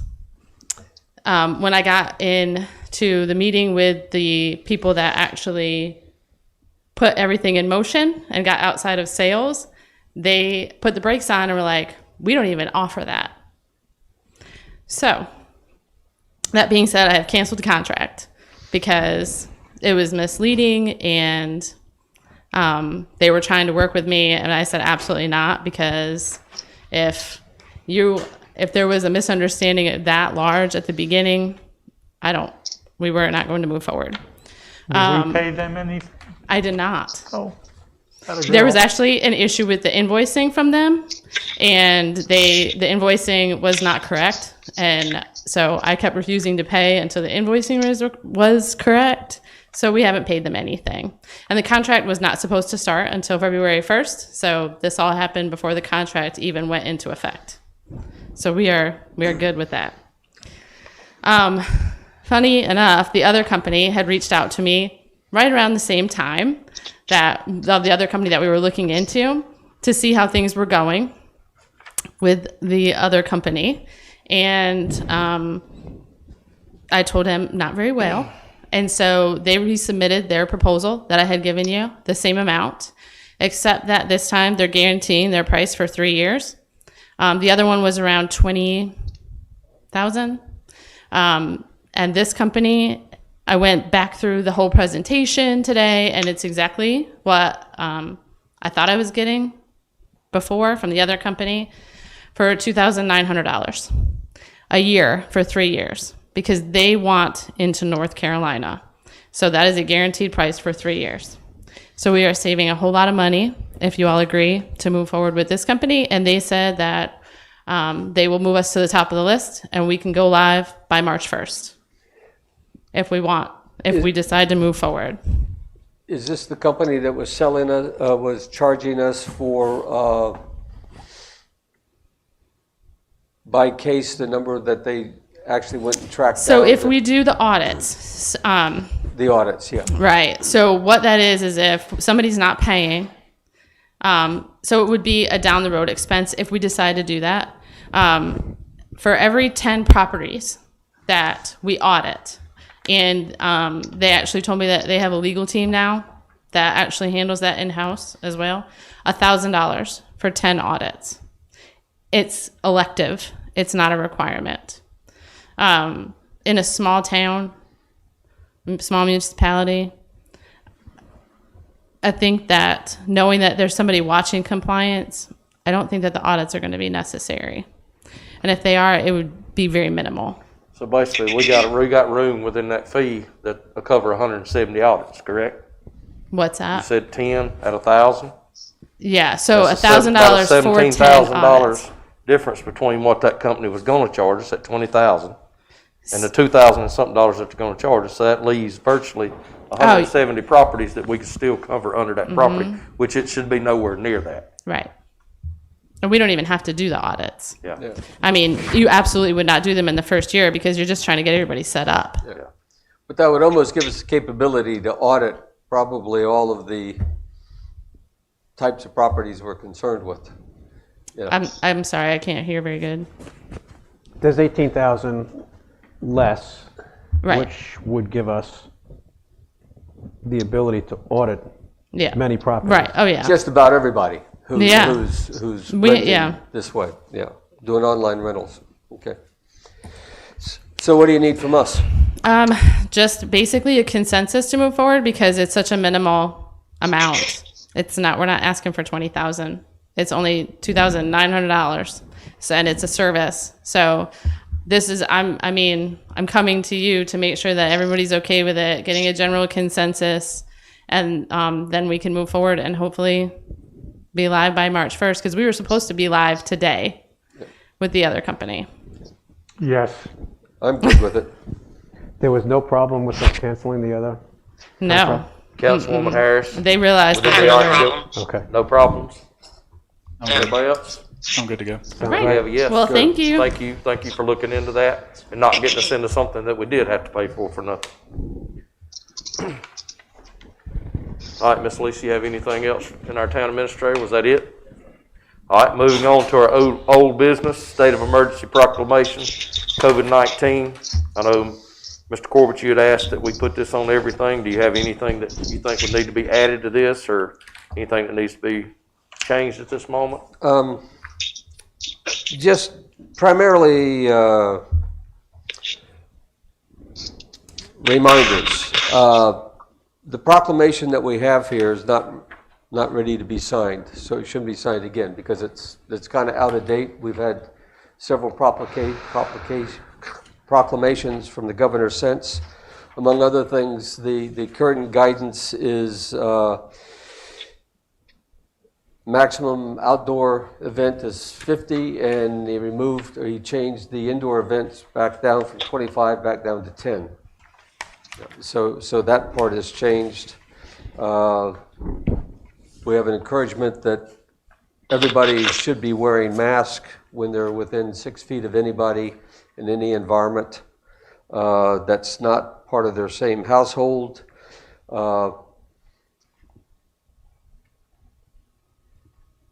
We do still have to stay at home from 10 p.m. to 5 a.m., although it's minimal impact upon us. So that needs to be updated. The point to be made is that January 2021 has been the worst month ever for COVID. For this county, it's been the worst month. We've had 28 out of the 102 deaths that we've had overall, and 14 of them have been in the last week within the county. We've been fortunate in our zip code not to have any deaths, but we have had a large increase of cases within our zip code, our town. So it is here even if we're not seeing the worst part of it. So we need to be careful. We are having good trends though. Hospitalization in North Carolina finally for about 3 weeks has been going down and is below the 3,000 cases, which is a good thing. And in our area, the percentages of test positive is down from the 15% level over the last couple of weeks down to about the 9-10% level, which is good, but it still needs everybody to pay attention to it, to wear their mask inside and outside within 6 feet of people. And we in the town council and town staff and departments should be setting the example for our community. And I think that's enough of, there's nothing to be signed until we change and update part of our proclamation. I don't think we need to do that. Any other members of the council have anything? Nope. All right, if not, No, sir. there's nothing to be changed, so there'll be no motion and second there. We'll move on to the next step, which is UDO amendment adoption consideration, 160D compliance. Mr. Wes McLeod is here to talk about this. Thank you, Yes, Mr. sir. Mayor Yes, sir. and board for having me here tonight. We did discuss the basic tenets of this UDO amendment last month. Essentially, you're required by law, all municipalities and counties in North Carolina that enforce zoning regulations to update their code in accordance with new law. Basically, they've combined the city and county zoning related laws. It is primarily administrative in nature. There's no sort of policy pieces in here, cleaning up things, making sure that you're compliant with state statutes. You've had a public hearing, and so you have this amendment before you for consideration, and there's also an ordinance itself that would need to be adopted to make this effective. I'm happy to take any questions that you have. Any member Just a of council? question, Go ahead, Mr. Gorman. one of the public comment speakers made reference to it. Yes. From my understanding, this was an administrative change, but they seem to indicate that there was something more to it than that. Can you comment on that, please? There is very minor changes to the special use permit process. In fact, the only thing is that now you need to include in the special use permit process written consent, the property owner for any conditions that are applied. So in fact, this actually benefits the property owner, the developer. So, you know, that's... Thank you. Got it. Other than that, we went through this Yeah. last month or before, I forget exactly when, but we went through it in pretty good detail. So we're good. All right. Do you have anything else? So do we need a motion on this? Motion to go through with this, the 160D in regards to bringing it up to where it's compliant. Do I have a motion? Go ahead, sir. You got something else? Mr. Mayor, if I may, just the motion would be to adopt the ordinance. Okay. Do I have a motion to adopt this ordinance? Yes. So moved. Do I have a second? Second. All in favor? Aye. Aye. Thank you, sir. Next up will be our North Carolina League. Mr. Corbett, that you added in, if you want to go ahead and speak of that. Yeah, if you pass this out. We went through a process in our previous meeting to pass it around, to go through the North Carolina League of Municipality goals that were proposed Thanks, Shannon. over the course of the last 3 or 4 months within the state. They announced 12 goals that were selected for advocating to the North Carolina General Assembly for the 21-22 session. 9 of our 10 goals were included out of those 12, and I passed that out to the council members. And Lisa, if you don't mind, rather than reading all of these, can you just include them in the minutes? I'll send you a PDF, or I'll send you the Word document so you can put them in, so everybody can see what the legislative goals are. They covered healthy finances, resilient infrastructure, racial equity, vibrant communities and neighborhoods, and adaptive municipal operations. All things that, for the most part, would have some impact and some benefit to our small community. That's all I had. All right. Does anybody else in the council have any questions or comments on that? No. All right. If not, Thank you, John. we'll move on to the next section, which is new business. The planning board recommendation, UDO Amendment Article 3 and 4, West McLeod. Thank you, Mr. Mayor. Yes, sir. I come before you. There is a staff report contained in your packet regarding planning board notification and advertisement. In Sunset Beach, you were, I believe, the only community, and I could be mistaken, but I work with a lot of our 44 local governments that requires a public hearing prior to planning board action. So this text amendment and thought process of changing this requirement came up probably almost 5 years ago and was discussed at length. Mr. Corbett, you may recall that discussion some years ago. In effect, it is come back before you again.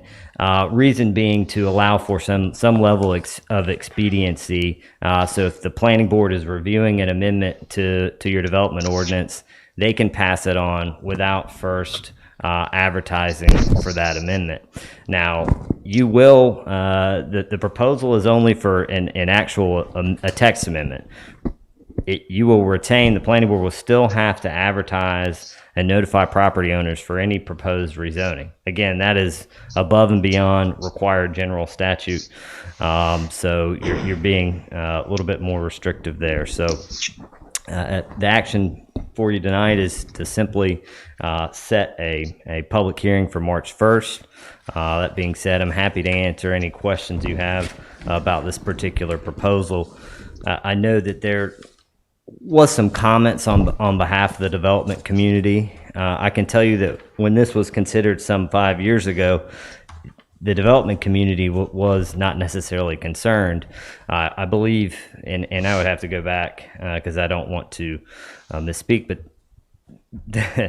the town citizenry was more concerned that the development community would then be able to push something forward quicker than they would be allowed to understand what was going on at the planning board. And that's why this change never actually went through. So it's quite the opposite than some of the comments you've heard this evening. That being said, again, as I said, I'm happy to answer any questions about this. Sure, there is some factor of good governance, but you are completely consistent with your other municipalities if you were to make this change.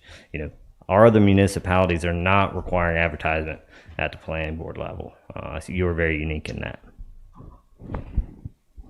That's it. That's all. Members of council. So the advertising would simply be to notify people, but it wouldn't stop forward movement with any change. I don't know if I understand your question. So the change you're making is to take out the provision that requires a planning board notification before the planning board sends it to you. There's still going to be a public hearing that's required when you guys consider By this. the council. But right now you're doing this twice. Planning board's calling the hearing, and then it gets to you and you're calling the hearing. And then in fact, when the planning board has this hearing, before they take action on, sometimes they may discuss an issue for quite some time. It could be 2, 3, 4 months. If they're not comfortable with it, there may be a last minute change. So in effect, it usually puts an extra month in, because once they're finally comfortable with it, then they'll say, all right, let's advertise so we can take action on it next month. So if there was something that the town really wanted to change, it really has a potential to slow things down by requiring that extra advertisement period that's not required by statute of the planning board. I know this But is you all- said that it would be that the advertisement only would for a be. rezoning. Only for a rezoning. So Oh, okay. I it's got it. fairly uncommon for this town and a lot of our beach towns to be, engaged in changing the zoning map. But Not for a oftentimes, text amendment, just for a rezoning. I oftentimes got it. you are Okay. doing text amendments. Okay. Understood. Thank you. Any other members of council have anything, any questions? Nothing. Comments from Mr. McLeod? I Go ahead, Ms. I Harris. have a concern. I Go ahead. think this hurts transparency of municipal government.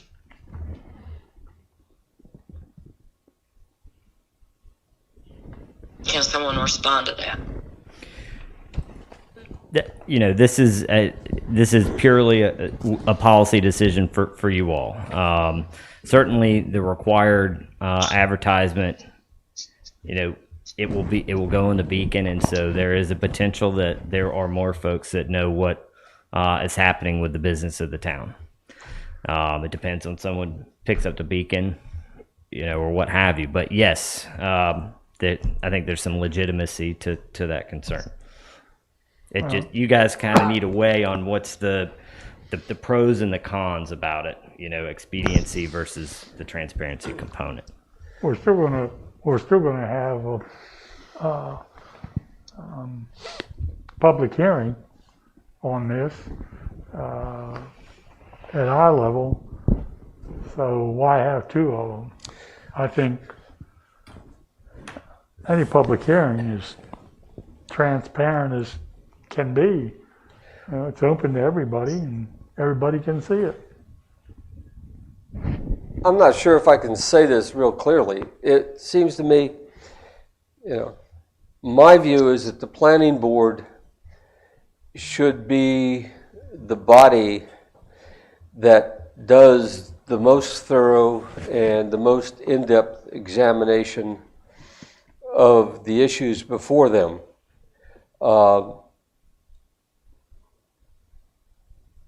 Which includes bringing in the public perspective, so that when it comes to us, the issue can be explained, sort of the pros and the cons can be articulated, the clear benefits of taking a course of action are there, and the public input has pretty much been resolved. By the time we do a public hearing, usually it's just putting the final bureaucratic check on an issue. It's very rarely that a public hearing that takes place in front of the town council has the impact to cause us to relook, re-examine, reconsider, restudy, and send it back to the planning board. Mr. Mayor, Yes, ma'am. may I remind the council that the planning board is not an elected body. So my argument is that the planning board should put this stuff together so that we, the council, the elective body, have the data, the facts, and the information needed. And for the planning board to put that stuff before us, they should have the public input. Most of the citizens of this town respect the public hearings of the council. Very few people go to the public hearings on the planning board. Okay, let me stop you right there. Just a minute ago, you stopped and said for transparency, there should be public hearings. And we were talking about public hearings at the planning board. We're not taking away public hearings at the council. My argument is that there should be public input into what goes on at the planning board also. Do you disagree with that? I've stated my position. I'm not clear, though. I think the confusion is, it seems like John is in support of your, ma'am, I was speaking. I think what Mr. Corbett's trying to clarify is it seems like he supports your position and you're arguing with him.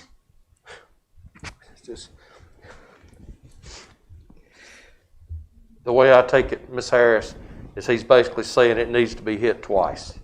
It needs to be brought up to the planning board before they even come to us, and it would still lead to our public hearings through the council. Basically, Yes, where I they agree with that. Okay, that's what he was saying. He wasn't against what you were saying. He's for the transparency part of it too, where we would have another aspect of it for it to be reached before it even comes to us. They should have a chance to reach, and then it comes to us, and we reach it further. Okay, this has not eliminated the public hearing at the council level. No, ma'am. Is that No, correct? ma'am. No. Yes, that's correct. No, we're not doing that at all. Okay, I'm sorry. That's I no problem. I It's just misunderstood. misunderstanding. That's no problem. Anyone else? Any of the other council have anything? Nope, I understand All it. right. Well, as it goes into, we're talking about both 3.16 and 4.01, right? Yes, sir. And then 4.01 goes from, in any case where the planning board will consider an amendment to the zoning code text, notice of the amendment to be considered changed from shall to may be published once in a newspaper having general circulation in the area. The notice may, changing shall to may, be published not less than 10 days before the date of the planning board meeting at which the text amendment will be considered. So the question is, who decides when and what are the standards that they decide whether we go from shall to may? I mean, that seems to make it less onerous on the planning board to do all the homework that they need to do before an action is taken. And sort of my sense overall is I would like more thorough, detailed, comprehensive work at the planning board that brings it to us where it's, and this is self-serving, where it's an easier decision on the part of the council and it's clear. And this looks like it's taking the burden of the responsibility they have away from them if they're the ones that can say, well, we're not going to do it this time. Yeah, I mean, I certainly agree with that. It'd be hard to figure out what you're going to advertise for versus what you're not. I mean, there may have to be some sort of internal policy established by the board if this were to be approved. You know, I certainly wouldn't hope that no matter, you know, that if you did remove the public hearing requirement, that the planning board would still be rigorous and you know, going through and doing their homework and making sure that everything was correct before it came to you. That's certainly not the intention here.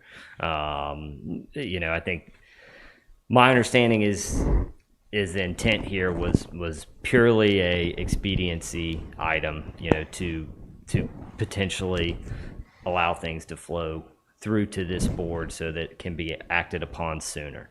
The intent was not necessarily to reduce transparency, but in effect, it does have some measure of reducing it, you know, an extra amount of advertisement.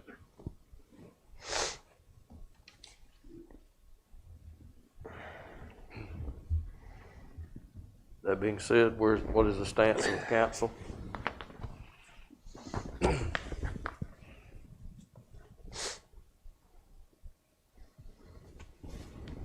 Any members have any more comment about this?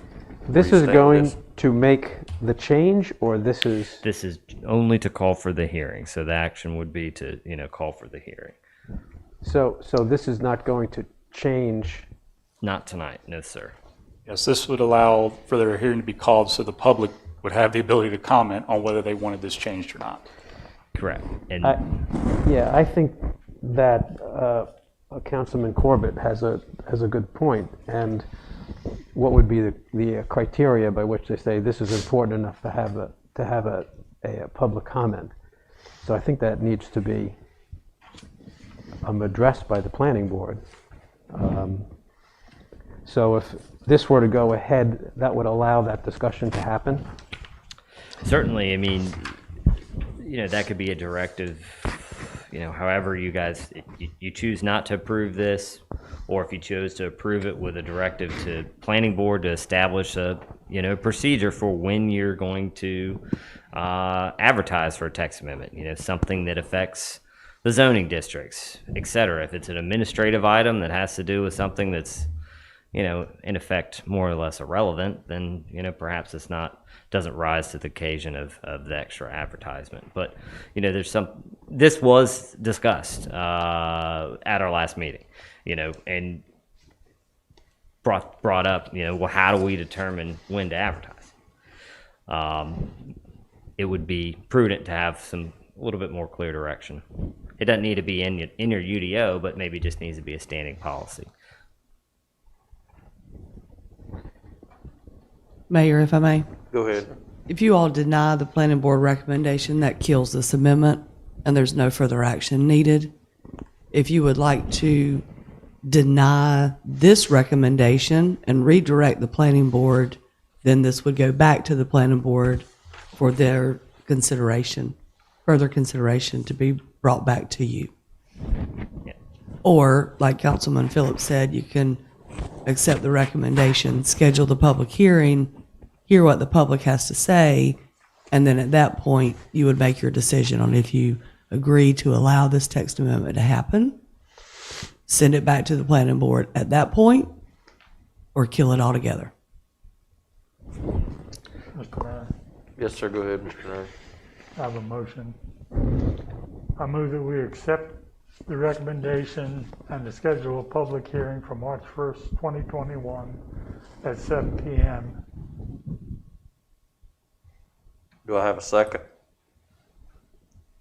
Second. I have a question. Okay, go ahead. Comments, questions, go ahead. Is it not correct that the public hearings at the planning board can only have 2 council members there?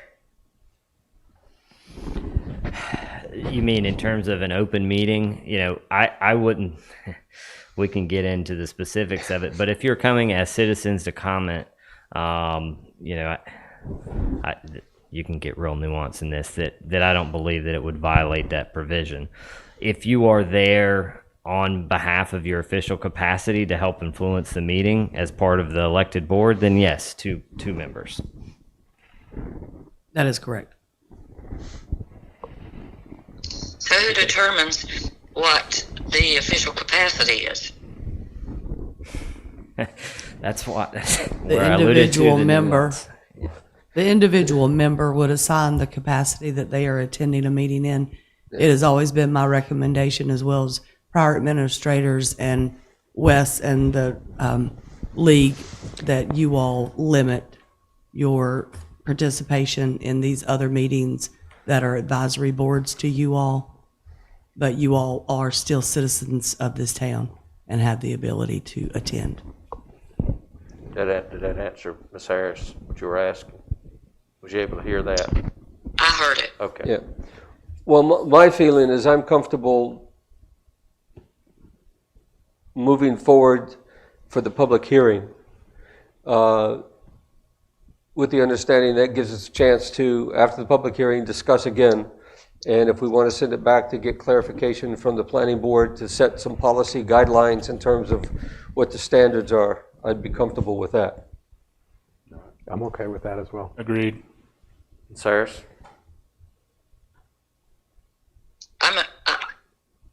Did you understand what he was Go talking ahead and about? call for the vote. Yes. Wait, did you get a second? I've got to have a second. Do I have a second? Okay, Jimmy Jamie did, okay. All in favor? Aye. Any opposed? Nay. Okay. All right, moving on next will be Planning Board Recommendation, UDO Amendment Article 6. Mr. McLeod, I'm sorry. It's just, it's all right. It's crazy. Go ahead. I know it's been it's been a long night already. Yes, sir. It's going to get longer. So this is the item obviously that garnered the majority of the concern from our folks during public comment. I'll give you quickly, you've probably read through the staff report. The planning board discussed this at length. There's 3 tasks. The directive, I believe, from council to planning board was to better understand, how to manage growth in the MR3 district. That district allows for multifamily residential duplex dwelling and single family across a large segment of the town. And so there's been concerns raised not only recently, but also during the land use plan process that occurred some 5 years ago. As alluded to by one of the folks, the former mayor, we had over 900 respondents to a survey. And one of the large components that came out of that was the desire to move forward in a lower density, single family oriented development pattern. As part of that land use planning process, policies were developed related to that public input. And those 914 respondents, I believe 97% of them were property owners, taxpayers, and of those, there's approximately 10% of those were permanent residents of your town. And that's an astounding number of survey respondents. That's quite a good response rate for these surveys. In any case, one of the policies or the recommendations was to move forward with multifamily as a special use permit rather than a permitted by right. And the key distinction there is right now, multifamily is permitted by right, so that if I come in as a developer and I propose a multifamily development and it meets all requirements of the UDO, the town must approve that. There is no input from staff, from citizens. Citizens have no say in that process. So in fact, while some of the comments may have said that, you are restricting input from citizenry, that's quite the opposite. If this was changed to a special use permit process, it would allow folks the right, if they have standing, to comment on those proceedings and provide testimony. And in particular, if there is a concern of property values or stormwater or whatever it may be, the citizenry can hire an engineer, appraiser, or whatever to say this proposal potentially is going to impact my property values and provide testimony and let the Board of Adjustment make the final determination on that outcome. Not only that, it also allows the town to regulate these in accordance with your land use plan. So you can look at the future land use map and say, well, this area is not recommending multifamily, or this area is. And the notion that, yes, on the fairways and Sea Trail and some other places, they have been recommended as a recreational use. So potentially that would prohibit, not necessarily prohibit, but a special use permit finding that a multifamily development on a fairway would not be consistent with the land use plan and could potentially be denied. But you could still propose a single family residential development. So the notion that this proposal renders these locations valueless is, quite frankly, not true. So, I just want to make sure that that was mentioned. There are two other tasks that were outlined in terms of density modifications and potentially rezoning. Planning board and staff didn't feel comfortable pulling a sort of a number out of a hat for density. Needed to do proper research before bringing something to you to change that. And certainly for the rezoning, that requires even more research to truly understand the impacts before any type of rezoning were proposed. This is really the low-hanging fruit, and also has the potential to have a great impact on the town if in fact the desire is to help control higher density development. And so that's probably more than you wanted to hear from me, but I'm happy to answer any questions you have about this. And I understand that this decision is not one that potentially is a light one for the town, given the amount of feedback you've already received. Any member of council have questions for Mr. McLeod? Comments from Mr. McLeod? I don't. Yeah, I'd like to make, so, Go ahead, Mr. Bowman. so many of the speakers that we heard tonight seem to indicate that there was no input or very little input from the people that they were representing. Riptide, for example, seemed to say, no one asked us anything about this. And I would be surprised if that's the case.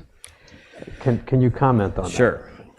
There was not an effort of, certainly the town to reach out to, property owners and so forth. I'll say what was in the staff report is supported by that land use planning process that went on some years ago, and it's still been in place. No one wrote the land use plan that said that multifamily should be special use permits yesterday. Future land use map has been the way it's been for over 5 years. It clearly indicates the town's desires for growth and development in MR3 district. Of course, if you've seen that, it shows very little areas for multifamily. It shows recreation and medium density.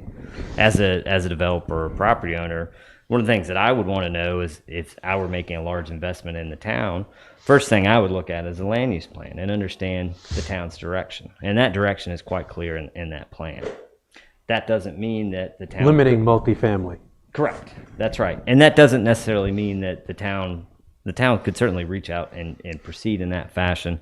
My understanding, there's also some expediency on behalf of the town requested as part of this as well. And just so you know, I'm working purely for the town, and so if I'm not necessarily understanding what the directives are, please correct me. But there are things like vested rights and so forth that can occur, and so at times, if this is a change you want to make, it's probably something you need to do sooner than later. So prior to something being changed, if I'm a developer, I can submit an application to the town, a complete application, to have my development project approved. That in effect vests me with being able to develop as I see fit, even if that change occurs. So say you change the rule to be a special use permit, if I have my development project approved or my application in, then I'm vested despite the efforts that you proceed with. And so depending on the jurisdiction, if you were to wait 6 months, for example, if this truly is a desire of the town, you could have 50 or 60 proposals come in to get vested for something that it perhaps isn't supported. Do we have 50 or 60 places that would be suitable for multifamily developments in the town? I don't know. I don't know that, and I don't think so. But that's... and so I'm not. Again, I'm only here because, and as I said, perhaps I am misunderstood on the direction of the town, but I was sort of directed to help figure out the best way moving forward to accomplish these goals. So I think that I'll say we, but speaking for myself, we are concerned about the growth that we're seeing, not just in the town limits, but outside the town limits in the ETJ areas. And I think we do have to address the density that we see happening, and to allow multifamily to occur wherever they could find room to place something, whether it's in an area that has been strictly single family. I don't think we want that to happen. And there needs to be some way to control that. Whether this is the right way to go at this point in time. Right now, I think this is ask for more, the thing's asking for a public hearing, more discussion about it. So we're not, you're not making asking at this point to make a change. That's correct. That's correct. The action before you is Lisa, similar one. You could accept this recommendation and call for a public hearing or table it. But there's many questions that I have when I read through this. Sure. there's a lot in here. It's not just about the multifamily. There's things in here that isn't requesting change at this point, but there's certainly planning for zoning changes and things like that that need to be considered sooner than later. But there's many questions specifically about the multifamily and how that would occur. What would happen? Should we say that it requires a special use permit requirement? How would that be done?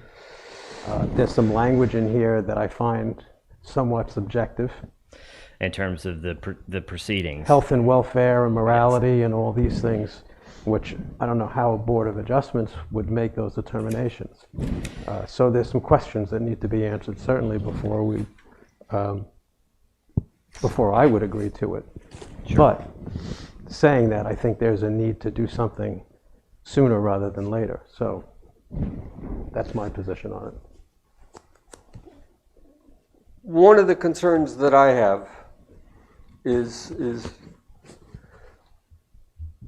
while I agree with the desire to control what's going on and keep a firm hand on that, I'm particularly concerned with, sort of our ETJ areas, which are developable. Mm-hmm. Whereas within the town, there are limits to what can be developed and where they can be developed. The town limits the area is primarily in the Sea Trail area. What I don't know is what, with all the ownership changes and things that have taken place over the last decade in Sea Trail, what is the legal status of portions of Sea Trail that were proposed? Out of their, just call it the master plan, master site plan, what portions of that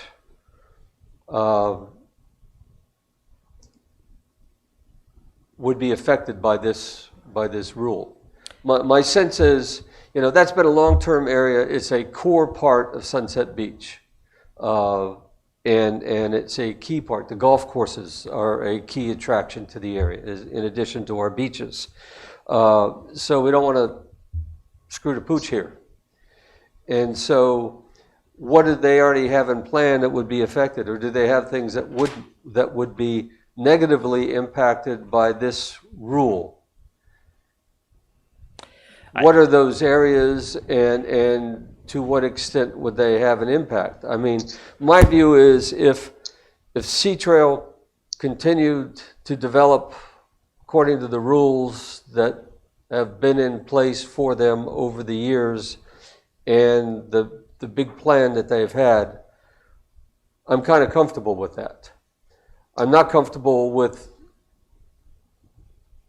not putting any controls over the ETJs or the other areas that we have. So that's sort of a dilemma that I have. I think Sea Trail is good for the town. I think we need to do other things to control what happens in the future. One of the questions that came in there was the recreational areas, and the golf courses are all identified as recreational areas. From your position in Council of Governments, this is kind of stretching beyond here. What flexibility does the town have to make sure that if the golf courses become not financially viable for the owners, that they remain recreational areas and don't turn into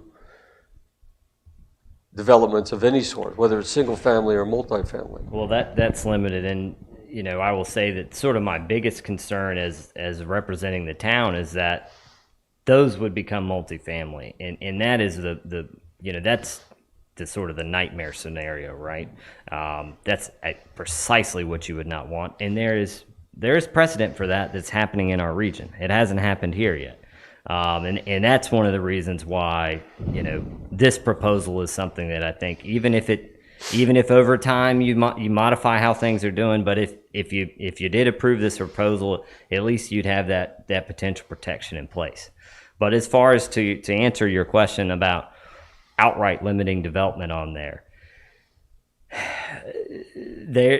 you would need to be careful that you would not open yourself up to a regulatory takings case. And so, what you would likely be okay with is, if you wanted to limit it to the least amount of development possible, and I'm not an attorney, so, this is certainly something that you can talk with Grady about and other things. But in North Carolina, generally, you need to strip that land of all viable uses and economic,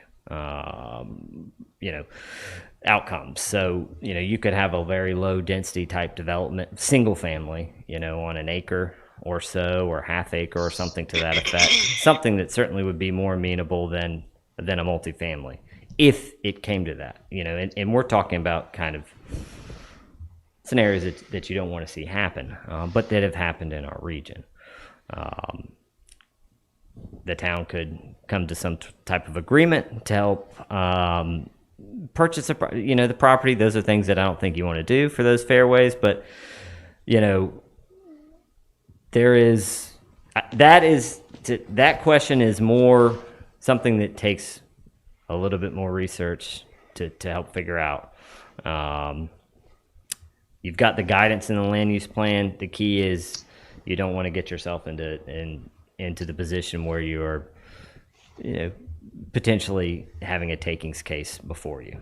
As it stands right now, is there anything preventing the development of golf courses? I don't understand the specifics of their master association and their docks and all that. But in terms of the town, say, someone could come in here tomorrow and get a multifamily development approved on those fairways like that. Mr. Mayor, Yes, ma'am. I have a question. Go ahead. Should the owner of the golf courses in Sea Trail decide to sell those courses, could those courses be made into multifamily or single family developments? That's Both. the question. All of the above, right? Yes. All of the above. Yeah. Thank you. Wes is nodding his head to the statement, all of the above. So I'm interpreting for you. Thank you. So how do we prevent that? yeah. So the way that I'm reading this is, in North Carolina, it's property owners have got a lot of rights with what they do with their property, business and or private homeowners type deal. Yes. And a lot of our citizens are concerned about the amount of growth. We don't want to end up like North Myrtle Beach, Cherry Grove, all those places. So given our limited capacity to control what people do on their property, to control density and stuff like that, I understand controlling density. I'm not arguing with you, Ms. Harris. What I'm saying is that this option that's presented before us now would give us a way that we would have some level of control as to what's being done on these properties. Say, should the golf courses become unviable, and therefore we're trying to not have them developed and things of that nature. This would give the town an option.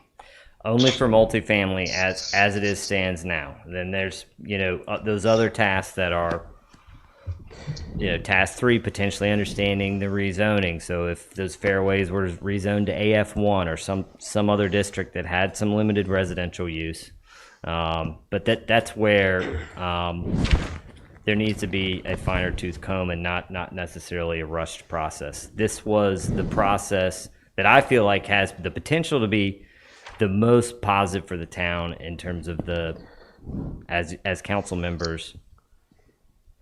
You could imagine if there was a multifamily development proposed for those fairways, your phone, what would happen to it? But when you say that it gives the town control, it gives the Board of Adjustment control, which does not go to the town council correct. at all. That's correct. So that was my concern about the language on how the Board of Adjustment will make their decision as to whether something goes ahead or not. And it would be advisable to make sure that if you did approve this, that it would be important to know who's on that Board of Adjustment and you have knowledgeable folks overseeing those proceedings. But yes. Yes, go ahead, sir. I live in Sea Trail. I live in the Oyster Point section, so there's no pools, no recreation areas there. But I worry about my neighbors in the main part of Sea Trail who will be directly affected by all of this development. And we all met with Todd Rademacher. He could explain to us what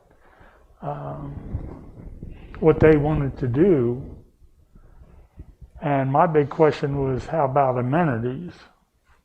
Because they're overcrowded at times already. And he never gave me a direct answer on what kind of amenities do you plan to add and where are you going to put them?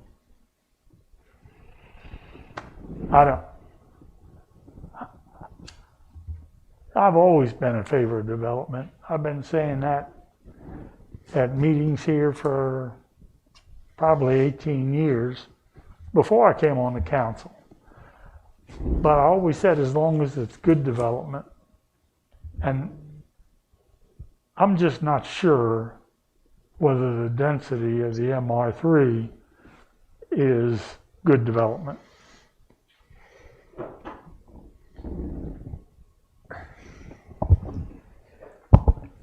Mayor, if I may.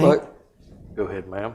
The recommendation you are looking at tonight is a text amendment to convert a by right permitted use into a special use permit before the Board of Adjustment. If you are not ready to move forward with that and you have concerns, which we're all hearing, I would recommend that you send this back to the planning board with a list of those concerns for them to address and to bring forth more of a uniform text amendment that covers everything that you all are concerned about. The density and the rezoning, those two items are still at the planning board level. They're not at your level yet. So they're still doing the work on those. This is just this, like he said, the low-hanging fruit. Yeah. But But as Mr. Borman had said, that in the low-hanging fruit, there is, as you go through the A through G standards, there's a tremendous room for subjectivity in terms of, for a quasi-judicial board that's supposed to, our Board of Adjustment normally has very clear-cut guidelines that have to be met. So my concern here is the flexibility in interpreting those guidelines. Who determines what the Board of Adjustment criteria is? So- is that the planning board or the Board of Adjustment? Most of these are based on precedents, and so the reason why they seem so subjective is because they're discretionary, and that's why the Board of Adjustment functions in that court-like fashion, because you are allowed to apply discretion in making your decision. The key is that when you make the decision, the facts and evidence, the facts have to be made based on competent and material evidence. And so absolutely it's subjective. And so if I'm going to make my case as to why my multifamily development should be approved, I need to provide evidence that it meets those requirements. And I do understand, and that same question about health, safety, and morals came up as well. It's a common special use permit condition or for proceeding for consideration. But yes, it strikes most folks as odd. that's not to say that those conditions can't be changed, over time. One of my concerns that I've coming up with is it's been referred to that they have a master plan that everybody sees. We've been around, anybody who's been around here for a long time has seen different variations with things like that. And most of that has been part of a selling point to at least the people who have moved into the area, that this is what is there now and what's coming in the future. Sometimes you run into surprises, as we saw in the Mud District, when part of that long-term plan was an apartment complex, that everybody got upset with us, when if they had any problems, they should have gotten upset with the owners who've been working with that for years. And that, but the point that I'm getting at is, the plan is out there. They have various areas that are still being developed. Is there a way that you can come up and, I like the idea of the special use permit, particularly in things that are completely 180 out of what's in the master plan now, if you will. The golf courses are in the master plan as golf course recreation areas and stay that way. I like the idea that the special use permit would be applicable to that. I like the idea that they would be applicable to the ETJs and all the developments that we don't have. What I'm concerned with is restricting the ability to go through what has already been planned and programmed and investments made to do this. I don't know who the people are that own Riptide. I do know Todd. He was working here. Sure. I'm one of the people I did go and talk to him about do that. But my concern would be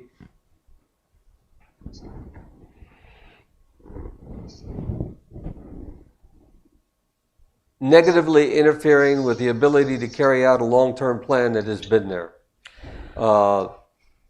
That in broad terms has been beneficial to the town. Whereas changes to that term, like messing with the golf courses or going to the ETJs, is something that I would strongly support the special use permit for going forward. Can that be bridged? Can that issue be bridged? How? So what I would recommend is, again, I think that if there's concern, if you guys want to try to make sure that you're doing something in the immediacy, what I would try to do is consider approving this and then having a directive of planning board and council, perhaps a joint work session, to look at that future land use map, sit down with the Sea Trail property owners, and make sure that the town's future land use map is agreeable first to the planning board and the town council, but also is agreeable to that long-term plan that Sea Trail has outlined. That way, if there's a proposal that comes in here that's going to be consistent and it's going to be something that's amenable and is approved, that is something that potentially, that's not going to happen overnight. That's not something as quick as doing, a change like this to help at least pause or pump the brakes and make sure you don't have something come in here that you don't want. But that would open the door for doing precisely what you mentioned, Mr. Corbett. And frankly, I think that would be a wise idea for the town, regardless of however you act on this. Lisa, does that sound doable? All of the above? You mean a joint meeting between you and the planning board? Well, it would. The part that's in here is one, to move ahead. But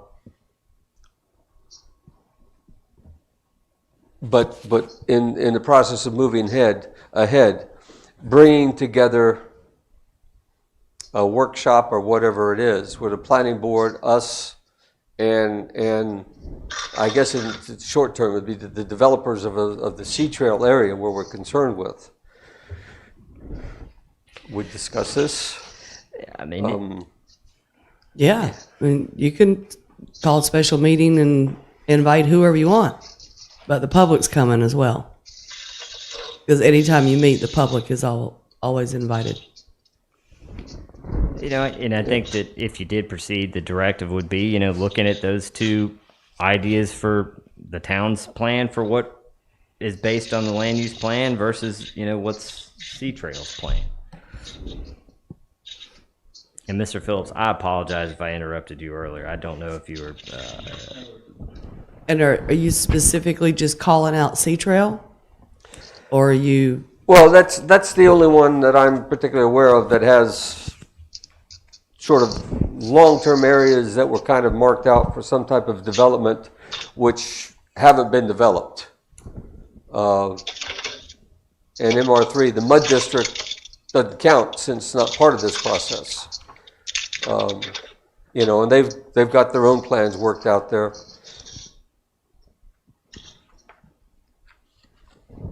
Beyond that, I guess the area I'm concerned with now is an area that's been part and parcel of Sunset Beach, and how we handle that in an equitable, responsible manner. And the other thing is, you know, planning board at the next meeting can make sure that they have a copy of the Sea Trail long-term plan map and look at it in comparison to the town's future land use map. You don't even have to, you know, that's something that the town can do. You know, we can do that without absolutely necessarily convening this large group.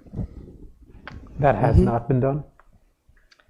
I believe we've looked at it. We haven't put them in detail next to each other. You know, remember, as me functioning as thinking about the town, all that's subject to change. And so my concern is making sure you guys have in place something that allows you to control things. And that's you know what this proposal is. And I have seen that plan. You know, but I don't know what you know, can that change tomorrow? I don't know all the specifics surrounding that. So if we were to put this in place now and then approve this, and then, like you said, hit pause, so that we'd have some control over something happening in the immediate future. We can still meet with developers and whomever else down the road, and we could easily rescind this and go right back once we have that something in place that we feel a little bit more concrete. That's correct.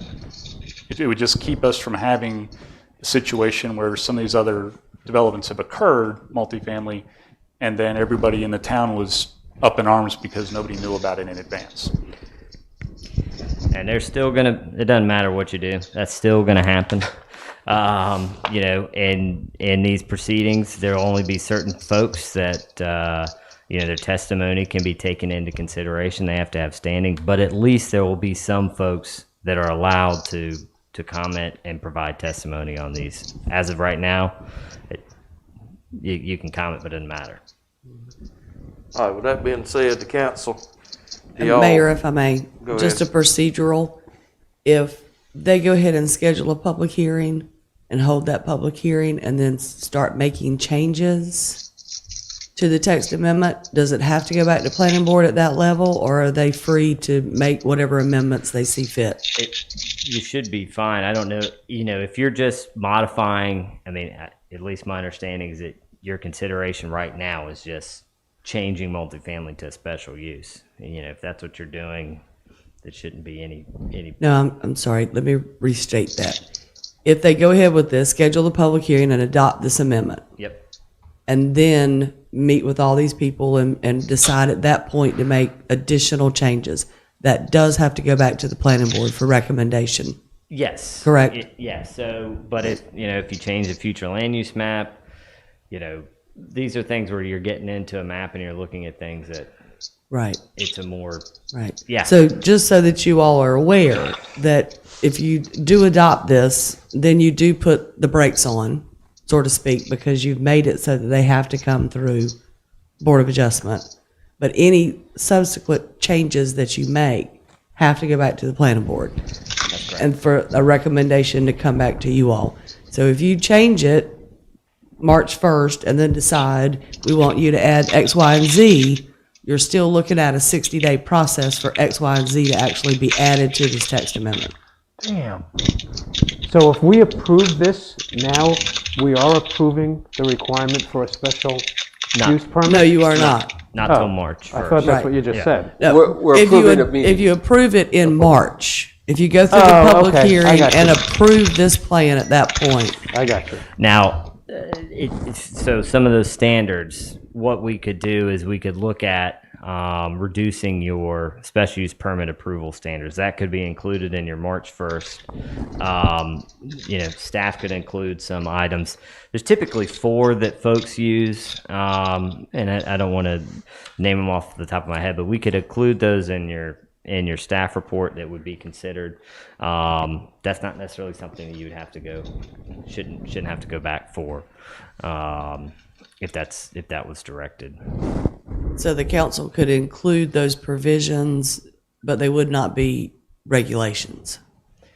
At their next meeting, there's 8 standards. I think they could modify those potentially at the March 1st hearing. Okay. I know that's something that was mentioned by two council members. The part that I liked,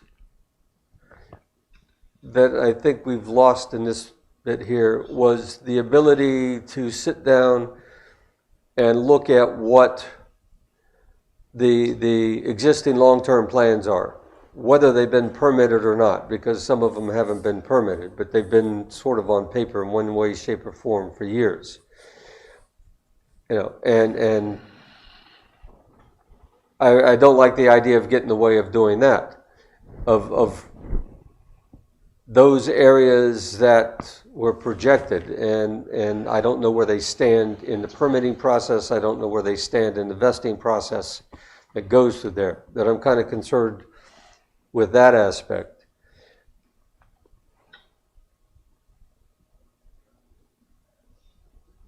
In an ideal world, I'd like the special use permit to apply to everything other than that, beyond that. So if they decide to change the golf courses, definitely go into special use permit. Otherwise, the major implication would be other parts of the town. And in our pause, can we find out what areas, if any, would be this would apply to? And then can we do it in such a way to fence off those areas?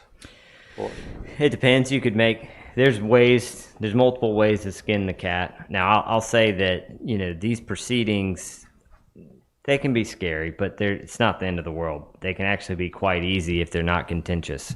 For example, so if you have a map that clearly shows that the town supports multifamily here, folks come in with that proposal, they have a hearing, and it's a done deal. Things get a little more complicated when there's a conflict in the land use plan or some other matters. But yes, there's ways that we could figure out how to make multifamily a special use for certain cases and not for others, whether it's the size of the development based on the zoning district, an overlay district potentially. There's ways that it can be done. Could that be an instruction to the Board of Adjustment?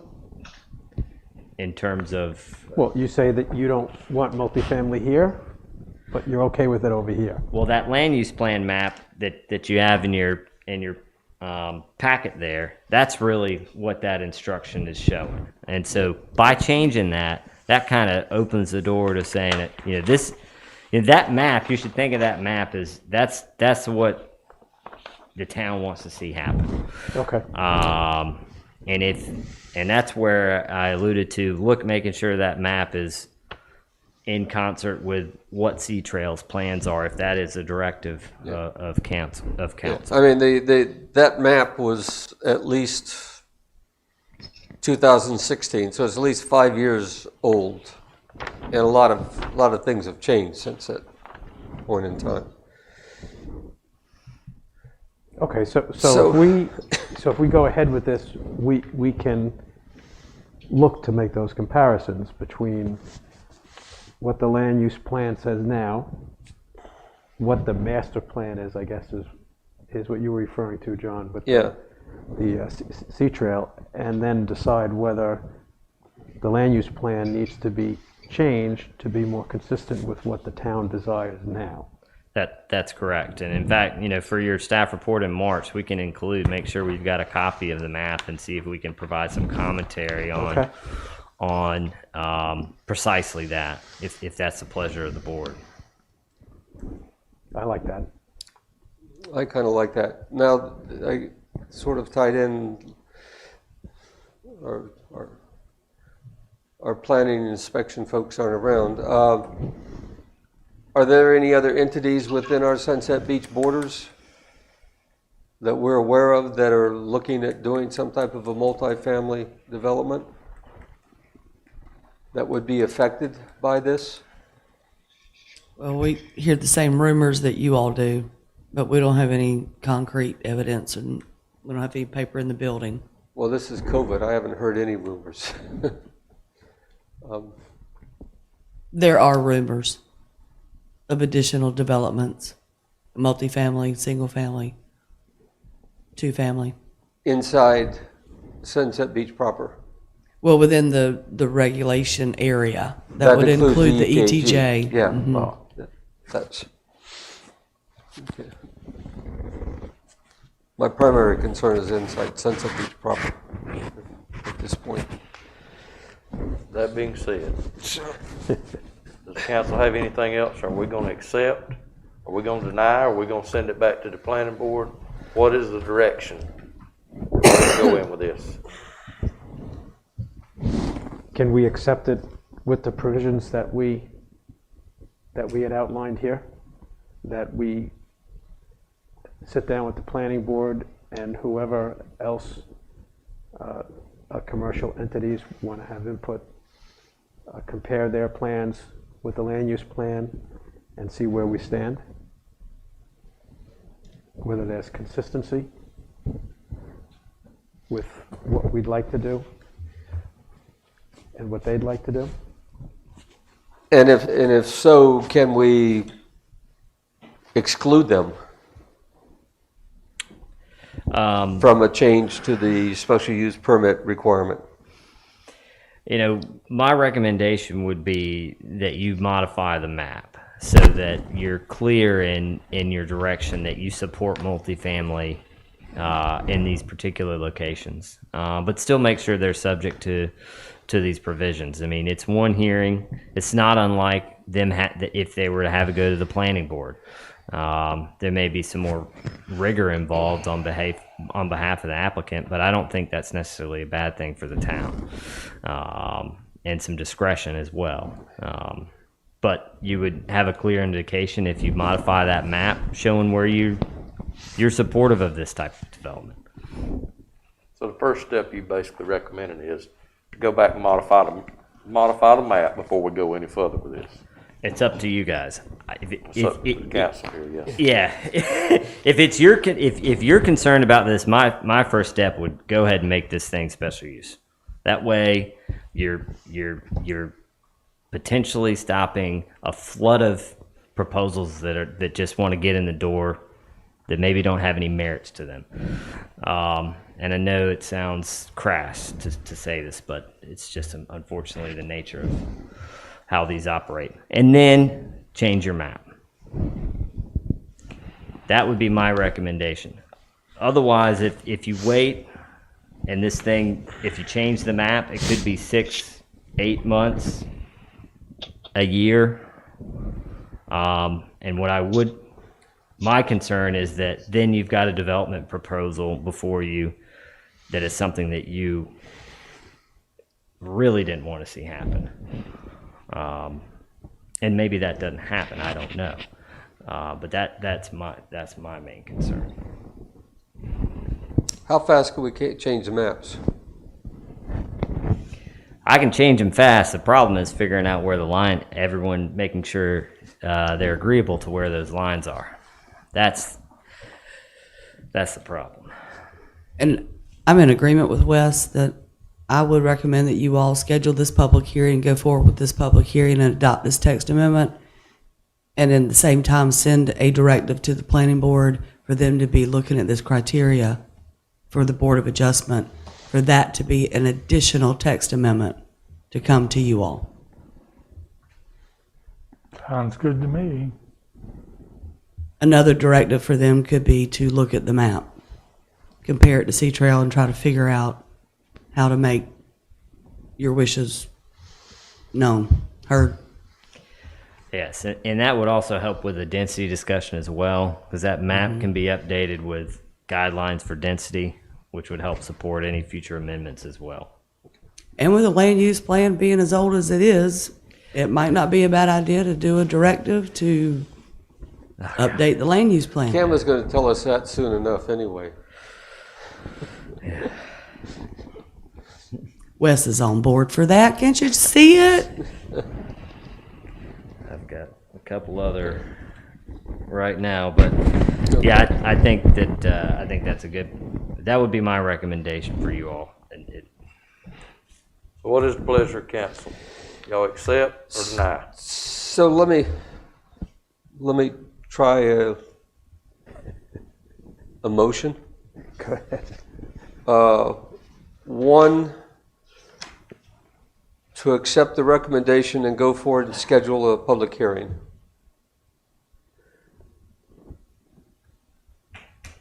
Two, with that, having the planning board look at the special use permit criteria and modify to make less subjective. Is that what our goal is? Which becomes very subjective on our part. Three is to look at the land use maps in conjunction with the property owners and bring it up to date so it clearly reflects what's going on and what the plans are. Is that sufficient? Sufficiently broad? I think so. Do I have a second? Second. I'm sorry. Are you talking about, you said, look at the land use map with property owners? The idea is to update our land use map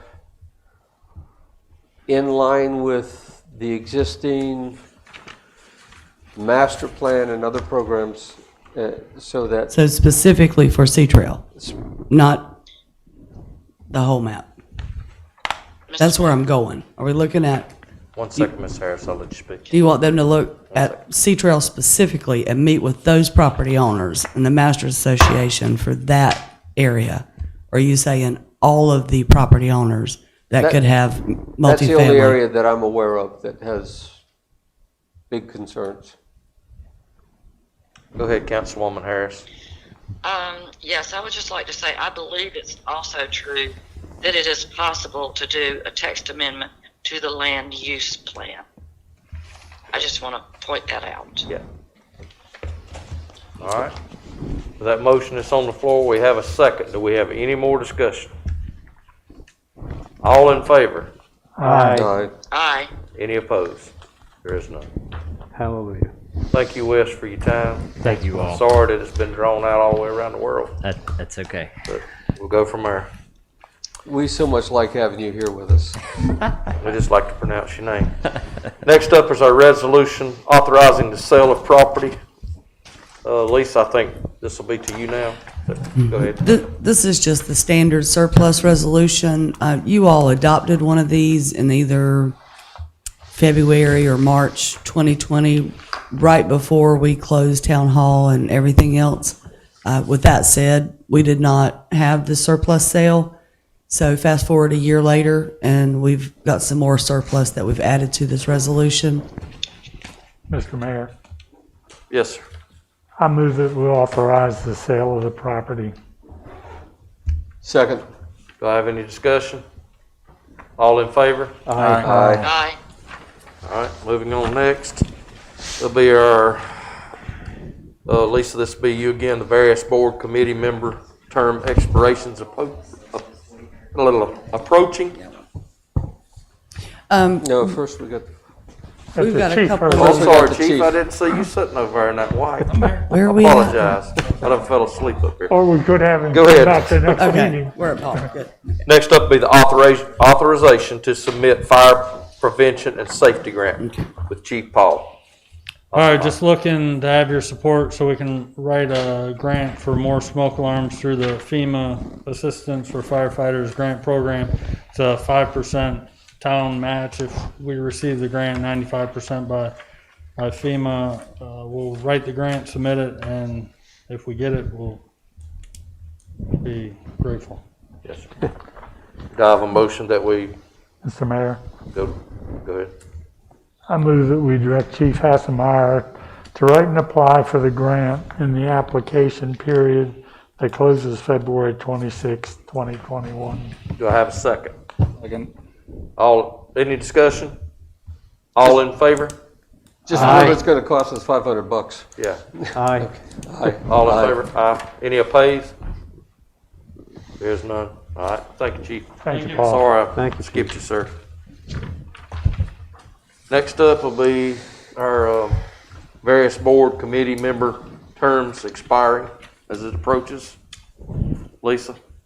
You've got two appointed members, one to the ERC and one to the Board of Adjustment that have terms set to expire. I'm just asking for authorization to do your normal process. Yes, ma'am. Do I have a motion that we, So moved. do I have a second? Second. Any discussion? All in favor? Aye. Aye. All right. We're skipping 6. That was taken off at the beginning. We go now to our disposition of directives.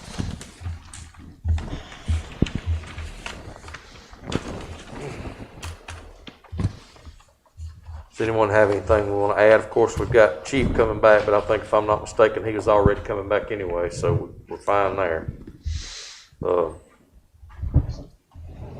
Anything else, council, that needs to be added or taken off from here? I don't have anything. Mr. Phillips, Ms. Harris, Have nothing. Mr. Nern, Nothing. Mr. Borman. Nothing for me. No. All right, so we'll go from there. Do we have any public comments? I see.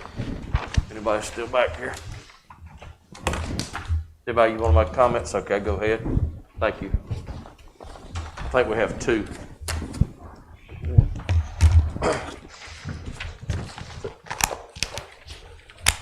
Get that mic on? Oh, we took it. Oh, you took it.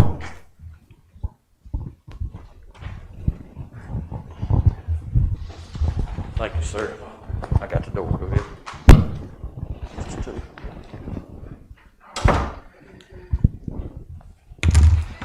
This is Bob Forrester, 110 Crooked Gully.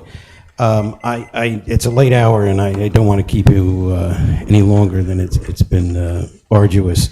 I think you've taken a substantial step with the scheduling of the, with regard to the special use permit, scheduling of the hearing. Just one couple of comments that I wanted to make with regard to it. There's been an awful lot of discussion about plans of existing property owners. From a planning perspective, who owns the property is not a relevant planning consideration. The most appropriate use of the land is what you should be focused on. A case in point, when you talk about Sea Trail, the developable land in Sea Trail is owned by 4 different people, 4 different entities, and that's in the last 8 years that I've been here. You could sit down with Riptide, or you could sit down with Planned Communities, and you could talk with them, and they could sell it tomorrow. So you can't focus on who owns it and what their plans are. Certainly, you could take into consideration what they have to say about it. They're entitled, you should certainly do that. But it's not what you would like. The standard is not what you would like or what they would like, but it's what's the most appropriate use for the property. That's the zoning consideration. And in order to do that, you also have to take into consideration the existing development, not just what this particular owner plans at this point in time, but the existing development and all the interests of those people that are part of that existing development. I just caution you that that's necessary when you do this. So, as I said, there was a lot of conversation about talking with present developers. The interest goes along far beyond what the present landowners are. And I use that example of there's 4 different landowners in Sea Trail with developable property. Thank you. Thank you, sir. Todd Rodemacher, Riptide Development again. I thank you for all the time you guys have spent tonight. Just to circle back around to the special use permit, we are excited to work with the town to look at our property and the future development plans. I believe they are 100% in line with what the town would like to see in the community, and would even entertain any opportunity to do a development agreement with the town if that were to present itself, and would encourage you to look deeper into that opportunity to work within the confines of Sea Trail. I would encourage all of you to reach back out to us again. A lot of changes have been made in the past 45 days as to what we're doing. We've only owned the land for, about 6 months? So things are rapidly changing. A lot of good things are happening, and I think it's all for the benefit of the community as a whole. So I look forward to working with you all in the future, and having great things happen for Sunset Beach and Sea Trail. Have a great night, guys. Thank you. If there's nothing else, do I have a motion to adjourn? So moved. I have a second. If there's nothing else, we adjourn. All in favor? Aye. Aye. Aye. Thank you.